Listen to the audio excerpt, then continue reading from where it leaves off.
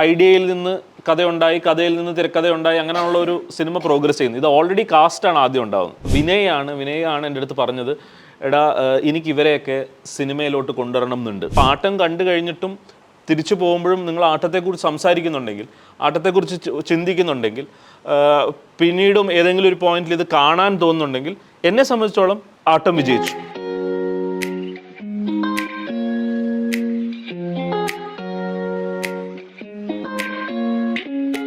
വളരെ കൺസ്ട്രക്ട് ഒരു സ്പേസിലാണ് ഇത്രയും ഒരു സിനിമ. അതും നമുക്ക് എവിടെയും ബോറടിക്കുന്നില്ല. ഒരു 2 മണിക്കൂറിന് മുകളിലല്ലേ പടം. നമ്മൾ ഓരോ ഇൻസിഡൻറ്റ് കഴിയുന്നവർ നമ്മൾ കൂടുതൽ പടത്തിൽ ഇൻവോൾവ് ഇവിടെ പുറത്തു പോകുന്നില്ല. അപ്പോൾ അതെങ്ങനെ ബിൽഡ് ചെയ്തെന്ന കാര്യം എനിക്ക് അറിയുന്നുണ്ടായിരുന്നു.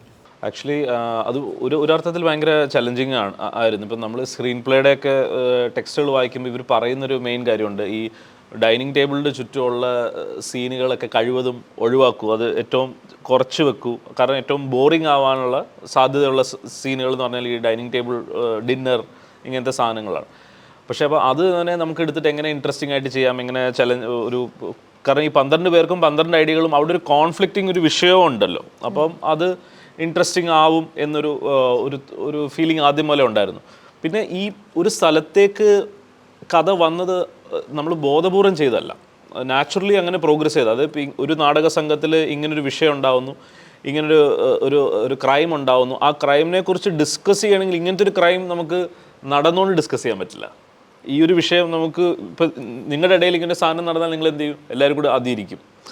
ഇരിക്കുക എന്ന് പറയുന്നത് മാൻഡറ്ററിയാണ്, അതിൻ്റെ വേറൊരു മാർഗ്ഗമില്ല. അത് ഇപ്പം ഈ പോയിന്റ് എത്തിയപ്പോൾ നമ്മുടെ ഒരു 35-ാമത്തെ മിനിറ്റിലാന്ന് തോന്നുന്നു വീട്ടിലേക്ക് എല്ലാവരും വരുന്നത്. അപ്പോൾ ഈ വീട്ടിലേക്ക് ഈ 12 ഈ ആണുങ്ങൾ വരുമ്പോൾ തന്നെ എനിക്കറിയായിരുന്നു ഇത് 12 Angry Men കണ്ടവരൊക്കെ ആയിരിക്കും, അതിനൊരു റിസംബ്ലൻസ് വരും. പക്ഷേ നമുക്കത് അത് ഫോഴ്സ്ഫുള്ളി ചേഞ്ച് ചെയ്താൽ ആ സിനിമ നശിച്ചും പോവും. അപ്പം അതിന് നാച്ചുറൽ പ്രോഗ്രഷനായിരുന്നു. പിന്നെ ചലഞ്ചിങ് ആയിട്ടുള്ള കാര്യം വെച്ചാൽ എങ്ങനെ ഈ സ്പേസിൽ നിന്ന് വിട്ട് നമുക്ക് പുറത്തേക്ക് പോവാം, എങ്ങനെ ആ റൂമിൽ നിന്ന് എങ്ങനെ മുറ്റത്തേക്ക് പോവാം, മുറ്റത്തുനിന്ന് എങ്ങനെ പുഴക്കരയിലേക്ക് പോവാം. അപ്പം അതിന് ഒരു മോട്ടിവേഷൻ വേണമല്ലോ. അപ്പോൾ അങ്ങനെയാണ്, അതൊക്കെയായിരുന്നു സ്ക്രിപ്റ്റിൻ്റെ ഭാഗത്ത് ഭയങ്കര ചലഞ്ചിങ് ആയിട്ടുള്ള കാര്യം.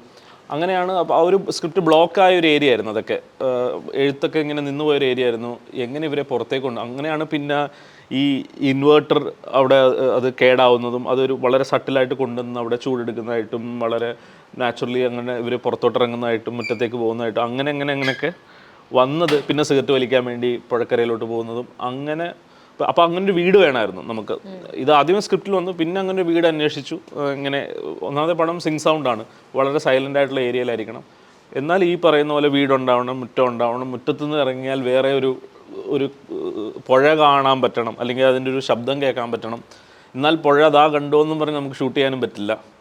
അപ്പോൾ അതൊരു സട്ടിലായിട്ട് കീപ്പ് ചെയ്യണം. എങ്ങനെയാണോ നമ്മൾ ആക്ടിങ് വളരെ സട്ടിലായിട്ട് കീപ്പ് ചെയ്തിരിക്കുന്നത്, അതിൻ്റെ ഫിലിം മേക്കിങ്ങും വളരെ സട്ടിലായിട്ട് കീപ്പ് ചെയ്യണം. അപ്പോൾ അതൊക്കെ ഒരു ചലഞ്ചിങ് ആയിരുന്നു. പക്ഷേ എത്രത്തോളം ചലഞ്ചിങ് ആവുന്നു അത്രത്തോളം ഇൻട്രസ്റ്റിംഗ് ആണ് നമുക്ക് ചെയ്തെടുക്കാനായിട്ട്. അപ്പോൾ മാമിൻ്റെ എക്സ്പീരിയൻസ് എന്ന് പറഞ്ഞിരുന്നെങ്കിൽ, അതായത് ഈ സിനിമയിൽ കുറേ വർക്ക്ഷോപ്പൊക്കെ കഴിഞ്ഞിട്ടുണ്ടാവില്ല നമ്മൾ, അപ്പോൾ അതിൽ എങ്ങനെ ക്യാരക്ടർ എങ്ങനെയാണ് മാം കാണുന്നത് എന്നുള്ള രീതിയിൽ? നമുക്കൊരു 35 ദിവസം റിഹേഴ്സൽ ഉണ്ടായിരുന്നു. അത് എനിക്ക് വളരെ ഹെൽപ്ഫുൾ ആയിരുന്നു. കാരണം ഈ ആക്ടേഴ്സ് എല്ലാവരും, ഞാനും ഷാജൻ ചേട്ടനും ഒഴിച്ച് ബാക്കി എല്ലാവരും ഒരു ലോകധർമ്മി തിയേറ്റർ ഗ്രൂപ്പിൻ്റെ മെമ്പേഴ്സാണ്. അപ്പോൾ ഇവർക്കൊരു 18-20 വർഷത്തിൻ്റെ പരിചയം എല്ലാം ഉണ്ട്. ആൻഡ് ഈ റിഹേഴ്സൽ സമയത്ത് നമ്മൾ റിഹേഴ്സൽ ഒക്കെ നടക്കാത്ത സമയത്ത്, ഷൂട്ട് ചെയ്യാത്ത സമയത്ത് ഞാൻ ഇവരുടെ കൂടെ ഇൻട്രാക്ട് ചെയ്യുന്നത് എനിക്ക് വളരെ ഹെൽപ്ഫുൾ ആയിരുന്നു.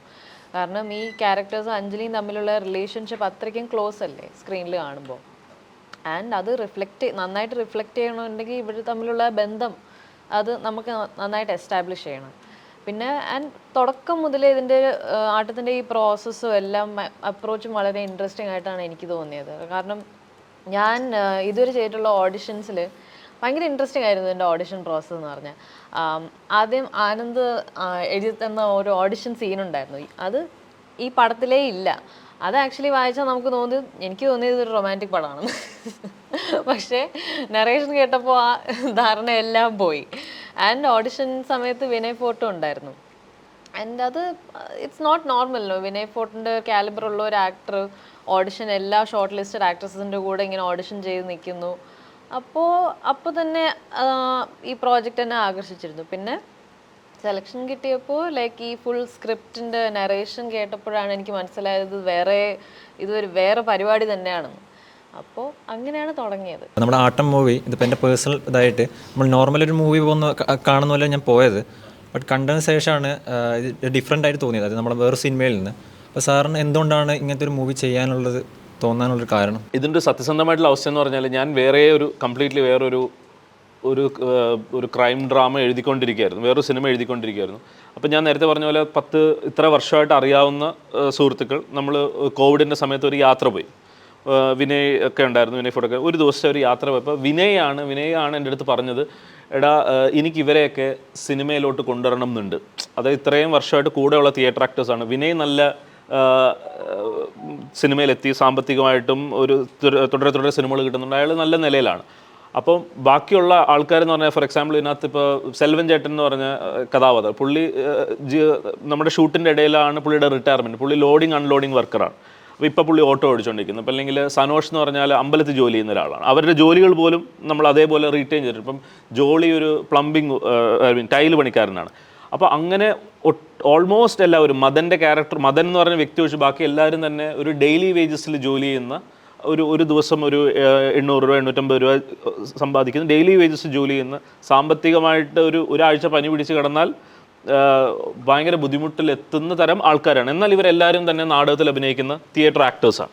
അപ്പോൾ നല്ല തിയേറ്റർ ആക്ടേഴ്സാണ്. അപ്പോൾ വിനയുടെ ഒരു ഇനീഷ്യേറ്റീവാണ് ഇവരെ എങ്ങനെ സിനിമയിലോട്ട് കൊണ്ടുവരാം, ഇവർക്ക് എങ്ങനെ അഭിനയിച്ച് ജീവിക്കാൻ പറ്റും. മറ്റു തൊഴിലുകൾ മോശമാണെന്നുള്ള അർത്ഥത്തിലല്ല, പക്ഷേ അവരുടെ താല്പര്യം അഭിനയമാണെന്നിരിക്കെ നാടകത്തിൻ്റെ അഭിനയത്തിലൂടെ ഒരു വടിയും കിട്ടത്തില്ല എന്നുള്ള അവസ്ഥയിരിക്കെ എങ്ങനെ ഇവരെ സിനിമയിലോട്ട് കൊണ്ടുവരാം. അപ്പോൾ ആ വിനയുടെ അത് പറഞ്ഞപ്പോഴാണ് സത്യം പറഞ്ഞാൽ എനിക്ക് പേഴ്സണലി നമുക്ക് സങ്കടം തോന്നി. കാരണം ഞാൻ എഴുതിക്കൊണ്ടിരുന്ന സിനിമയിൽ ഇതെല്ലാവരും എൻ്റെ സുഹൃത്തുക്കളാണ്. ഞാൻ ഇവരെ ആരെയും കൊണ്ടുവരുന്നതിനെക്കുറിച്ച് ആലോചിച്ചിട്ടില്ല, വിനയനെ പോലും ആലോചിച്ചിട്ടില്ല. അപ്പോൾ അവിടുന്ന് വിനയ് അത് പറഞ്ഞപ്പോൾ തോന്നി നമുക്കൊരു ഭയങ്കര ഒരു ഇമോഷണൽ മൊമെൻ്റ് ആയിരുന്നു. അന്ന് രാത്രി അങ്ങനെ ആലോചിച്ച് ഇത് അങ്ങനെ എഴുതിക്കൊണ്ടിരുന്ന സാധനം മാറ്റിയിട്ട് ഇതിലോട്ട് വന്ന അന്ന് മുതൽ വളരെ ഫാസ്റ്റായിട്ടായിരുന്നു പ്രോഗ്രസ് ചെയ്തത്. വന്ന അന്ന് മുതൽ ഇപ്പോൾ പെട്ടെന്ന് സത്യം പറഞ്ഞാൽ ഇതിൻ്റെ കാരണം ഇത് സാധാരണ ഒരു ഐഡിയയിൽ നിന്ന് കഥയിൽ നിന്ന് തിരക്കഥയുണ്ടായി അങ്ങനെയുള്ള ഒരു സിനിമ പ്രോഗ്രസ് ചെയ്യുന്നത്. ഇത് ഓൾറെഡി കാസ്റ്റാണ് ആദ്യം ഉണ്ടാകുന്നത്. ഈ 11 ആണുങ്ങളോടുണ്ട്. ഈ 11 ആണുങ്ങൾക്ക് വേണ്ടിയിട്ട് ഇവരെ എല്ലാവരെയും സിനിമയിൽ ഉൾപ്പെടുത്തുന്ന രീതിയിൽ എങ്ങനെ ഒരു സിനിമ ചെയ്യാൻ പറ്റും, എങ്ങനെ കഥ. അപ്പോൾ കാസ്റ്റിന് വേണ്ടി എഴുതിയ കഥയാണ്. അങ്ങനെ 11 ആണുങ്ങളുള്ളപ്പോൾ ഒരു കൂട്ടം ആളുകളും ഒരു വ്യക്തിയും എന്നുള്ളൊരു കഥ ഉണ്ടാക്കാമെന്ന് വിചാരിച്ചു. ഒരു കൂട്ടത്തിൻ്റെയും ഒരു വ്യക്തിയുടെയും കഥ. എങ്ങനെയാണ് ഒരു കൂട്ടം ഒരു സത്യത്തെ, നീതിയെ സമീപിക്കുന്നത്, ഒരു ജസ്റ്റിസിനെ സമീപിക്കുന്നത്, എങ്ങനെയാണ് ഒരു വ്യക്തിയാണെങ്കിൽ അതെങ്ങനെയാണ്, ആർക്കാണ് ഒരു കോൺഷ്യൻസ് ഉള്ളത്, ആർക്കാണ് സ്ട്രെങ്ത് ഉള്ളത്, ആർക്കാണ് ഒരു സെൻസ് ഓഫ് വെർച്യു വാല്യൂ ഉള്ളത്, അത് കൂട്ടത്തിനുണ്ടോ അതോ ഒരു വ്യക്തിക്കാണോ? ഈ ഐഡിയ ആയിരുന്നു ആദ്യത്തെ ആലോചന. പിന്നീടാണ് ആലോചിച്ച് ഈ കൂട്ടം 11 ആണുങ്ങളായ സ്ഥിതിക്ക് ആ ഒരു വ്യക്തി എന്ന് പറയുന്ന ഒരു പെണ്ണാവാം. അപ്പം കുറെ കൂടെ ഇൻട്രസ്റ്റിംഗ് കോൺഫ്ലിക്റ്റാണ്. ആ പെണ്ണായ സ്ഥിതിക്ക് എന്താണ് ഇപ്പോൾ യൂണിവേഴ്സലി അല്ലെങ്കിൽ വളരെ റെലവൻറ്റ്, എക്കാലത്തും റെലവൻ്റ് ആണ്, എപ്പോഴും ഉള്ളതാണ്, ഇപ്പോൾ വളരെ ചർച്ച ചെയ്യപ്പെടുന്നതായിട്ടുള്ള പിന്നെ ഇതൊരു സസ്പെൻസ് ഡ്രാമ ആക്കണമെന്നുണ്ടായിരുന്നു. ഇതൊരു അവാർഡ് പടം ആക്കരുത്, ഇതൊരു ഒരു ആർട്ട് ഹൗസ് സിനിമ ആവരുത്, ഒരു കൂട്ടം ആൾക്കാർക്ക് മാത്രം, ഭയങ്കര സിനിഫൈൽസ് ആയിട്ടുള്ളവർക്ക് മാത്രം കാണുന്ന തരത്തിലൊരു പടം ആവരുത്. എന്നാൽ ഇതിൻ്റെ എസ്തെറ്റിക്സ് എല്ലാം കീപ്പ് ചെയ്യണം. അപ്പോഴാണ് ഒരു സെക്ഷൽ അസോൾട്ട് എന്ന് പറയുന്നൊരു ഒരു ക്രൈമിനെ എടുത്തിട്ട് എങ്ങനെ ഇതുവരെ പറയാത്ത രീതിയിൽ പറയാം, എങ്ങനെ അതിൻ്റെ മറ്റ് ഷെയ്ഡുകൾ കാണിക്കാം, അതിൻ്റെ മറ്റ് പേഴ്സ്പെക്റ്റീവ്സ് കാണിക്കാം. ഇതൊക്കെയായിരുന്നു. അങ്ങനെയാണ് ഈ കഥ രൂപപ്പെട്ട് വന്നത്. അതാണ് അതിൻ്റെ ഒരു വസ്തുത. ആക്ച്വലി ഈ എൻറ്റയർ കഥ കിട്ടിയത് ഒരു ഷവറിൽ കുളിച്ചുകൊണ്ടിരിക്കുമ്പോഴാണ്. ഇതിൻ്റെ കഥ മൊത്തം കിട്ടിയത് ഒരു 10 മിനിറ്റിലാണ്. ഞാനിങ്ങനെ ഇപ്പം കുളിച്ചുകൊണ്ടിരിക്കുമ്പോൾ ഇങ്ങനെ ആലോചിച്ച് എങ്ങനെ 10 പേര്, അപ്പോൾ ആലോചിച്ച് പെട്ടെന്ന് കിട്ടി ഇവരായിട്ട് നിന്ന് നിർത്താം നാടകത്തിൽ. കാരണം കർണഭാരം എന്ന് പറഞ്ഞാൽ ഞങ്ങളൊരു നാടകം ലോകധർമ്മിൽ കളിച്ചിട്ടുണ്ട്. ആ കർണഭാരം എന്ന് പറയുന്ന നാടകത്തിൽ മുഴുവൻ ആണുങ്ങളും ഒരു സ്ത്രീ കഥാപാത്രമാണ്. അതിൽ നിന്നാണ് ആലോചിച്ച് അപ്പോൾ ഇങ്ങനെ ഒരു സംഭവം, അതിൻ്റെ ഇടയിൽ ഒരു ക്രൈം നടക്കുന്നു. പിന്നീടാണ് ക്രൈം ഇന്നതാണെന്നൊക്കെ മനസ്സിലായത്. അപ്പോൾ ഇതെല്ലാം എന്നിട്ട് ഞാൻ ഇറങ്ങി വന്ന് എടുത്തുകൊണ്ട് തന്നെ ഞാൻ വിനയന് ഇങ്ങനെ വോയിസ് മെസ്സേജ് അയച്ചു, ഇതിൻ്റെ കഥ ഇങ്ങനെ വോയിസ് മെസ്സേജ് അയച്ചു. അപ്പോൾ തന്നെ വിനയ് ചോദിച്ചു, ഉഗ്രൻ സാധനമാണ്, ഇതുവരെ വിനയ് ലോക്ക്ഡൗണിൽ കേട്ട ഏറ്റവും നല്ല സാധനമാണ്, ഇത് നമുക്ക് ചെയ്യാം എന്ന് പറയുന്നു. ഞാൻ ആദ്യത്തെ എൻ്റെ ആദ്യത്തെ സിനിമ, 9 പുതിയ ആൾക്കാർ. അപ്പോൾ നമ്മൾ തീരുമാനിച്ചു ഇത് പ്രൊഡ്യൂസറിനെ കിട്ടാൻ പാടായിരിക്കും, ഞാൻ ഇങ്ങനെ വെറുതെ അന്വേഷിച്ച് നടക്കേണ്ടി വരും. അതുകൊണ്ട് ഒരു പൈലറ്റ് ചെയ്യാം, ഒരു 10 മിനിറ്റിൻ്റെ സീൻ ഷൂട്ട് ചെയ്ത് കാണിക്കണം. ഏത് പ്രൊഡ്യൂസറിൻ്റെ അടുത്ത് ചെല്ലുമ്പോഴും ഇത് കാണിക്കുക. കാരണം എനിക്ക് പണി അറിയാമെന്നും ഈ 9 പേർക്ക് അഭിനയിക്കാൻ നന്നായിട്ട് അറിയാമെന്നും ഇതിൻ്റെ പേസിങ് ഇങ്ങനെയാണെന്നും വളരെ ചടുലമായിട്ട് പോകുന്ന സിനിമയാണെന്നും പ്രൊഡ്യൂസറിന് മനസ്സിലാവണമെങ്കിൽ നമ്മൾ തന്നെ ചെയ്യണം. അപ്പോൾ നമ്മൾ നോക്കിയപ്പോൾ 14,000 രൂപ എൻ്റെ അക്കൗണ്ടിലുള്ളൂ. ഇത് ഷൂട്ട് ചെയ്യണമെങ്കിൽ ഒരു 1.5 ലക്ഷം രൂപ. അപ്പോൾ എൻ്റെ വളരെ ക്ലോസ് ഫ്രണ്ട്സ്, അതുകൊണ്ടാണ് വളരെ അടുത്ത സുഹൃത്തുക്കൾ വളരെ പ്രധാനമാണെന്ന് പറയുന്നത്. ഇപ്പോൾ എൻ്റെ ബെസ്റ്റ് ഫ്രണ്ട് ആശ എന്ന് പറഞ്ഞാൽ, അപ്പോൾ അവൾ ഒരു 1.5 ലക്ഷം രൂപ തന്നു. അങ്ങനെ ഇമ്മീഡിയറ്റ്ലി ആനന്ദ് സി ചന്ദ്രൻ, ഭീഷ്മപർവവും പ്രേമം ഒക്കെ ഷൂട്ട് ചെയ്ത് ആനന്ദ് സി ചന്ദ്രൻ ആണ് വന്ന് ക്യാമറ ചെയ്തത്. അപ്പോൾ എല്ലാവരും ഫ്രീ ഓഫ് കോസ്റ്റ് വർക്ക് ചെയ്ത് നമ്മൾ ബേസിക് ഷൂട്ടിംഗ് എക്യുപ്മെൻറ്റ്സിൻ്റെ കവറേജും ലൊക്കേഷൻ എക്സ്പെൻസ് ഫുഡ് മാത്രം വെച്ചിട്ട് കവർ ചെയ്ത് ഷൂട്ട് ചെയ്ത് ഇതും കൊണ്ട് പോയി നമ്മൾ കണ്ട രണ്ടാമത്തെ പ്രൊഡ്യൂസറാണ് ഇതിൻ്റെ പ്രൊഡ്യൂസർ. പുള്ളി ആ പൈലറ്റ് കണ്ടു കഴിഞ്ഞ ഉടനെ ചോദിച്ചു എപ്പോഴാണ് ചെയ്യേണ്ടത്, നിങ്ങൾക്ക് എപ്പോഴാണ് ചെയ്യേണ്ടത്, എന്താണ് എത്രയാണ് ബഡ്ജറ്റ് കാണുന്നത്. അങ്ങനെ ഒരു പക്ഷേ ഇതിങ്ങനെ എല്ലാവരുടെയും, നേരത്തെ പറഞ്ഞത് ഇത് എല്ലാവരുടെയും ഒരു കളക്റ്റീവ് സ്വപ്നം ആയതുകൊണ്ട് ആയിരിക്കണം വളരെ പെട്ടെന്ന് സിനിമ നടന്നു. ഒരു ബുദ്ധിമുട്ട്, സാധാരണ ഒരു സിനിമ നടക്കാനായിട്ട് ഒരുപാട് ബുദ്ധിമുട്ടുകളുണ്ടാവും. അങ്ങനെ യാതൊരു ബുദ്ധിമുട്ടും ഈ സിനിമയ്ക്ക് ഉണ്ടായില്ല. അങ്ങനെയാണ് ഇത് നടന്നത്. ഇതിൽ അഭിനയിച്ച ആൾക്കാരുടെ റിയൽ നെയിം തന്നെയാണല്ലോ മൂവിയിലും, അതിനെ പറ്റി എന്താ പറയാ? കാരണം വെച്ചാൽ ഇവർക്ക് ഇതിനകത്ത് അഭിനയിച്ചിരിക്കുന്നത് സെറിനും ഷാജോണിൻ്റെ ക്യാരക്ടർ ഒഴിച്ച് ബാക്കി 11 ആൾക്കാരെയും എനിക്കൊരു 18 വർഷമായിട്ട് അറിയാം. ഞങ്ങളെല്ലാവരും ഒരു നാടക സംഘത്തിൽ, ലോകധർമ്മി എന്ന് പറയുന്ന നാടക സംഘത്തിലുണ്ട്. വിനയ് ഫോർട്ട് ഉൾപ്പെടെ ആ നാടക സംഘത്തിൽ വർക്ക് ചെയ്ത. അപ്പോൾ ഇത്രയും 18 വർഷമായിട്ട് വളരെ ക്ലോസ് ആയിട്ട് അറിയാവുന്ന സുഹൃത്തുക്കളാണ്. അപ്പം അവർ നാടകത്തിൽ നിന്ന് ഇതിൽ 9 പേര് ആദ്യമായിട്ട് സിനിമയിൽ അഭിനയിക്കാൻ വരുന്നു.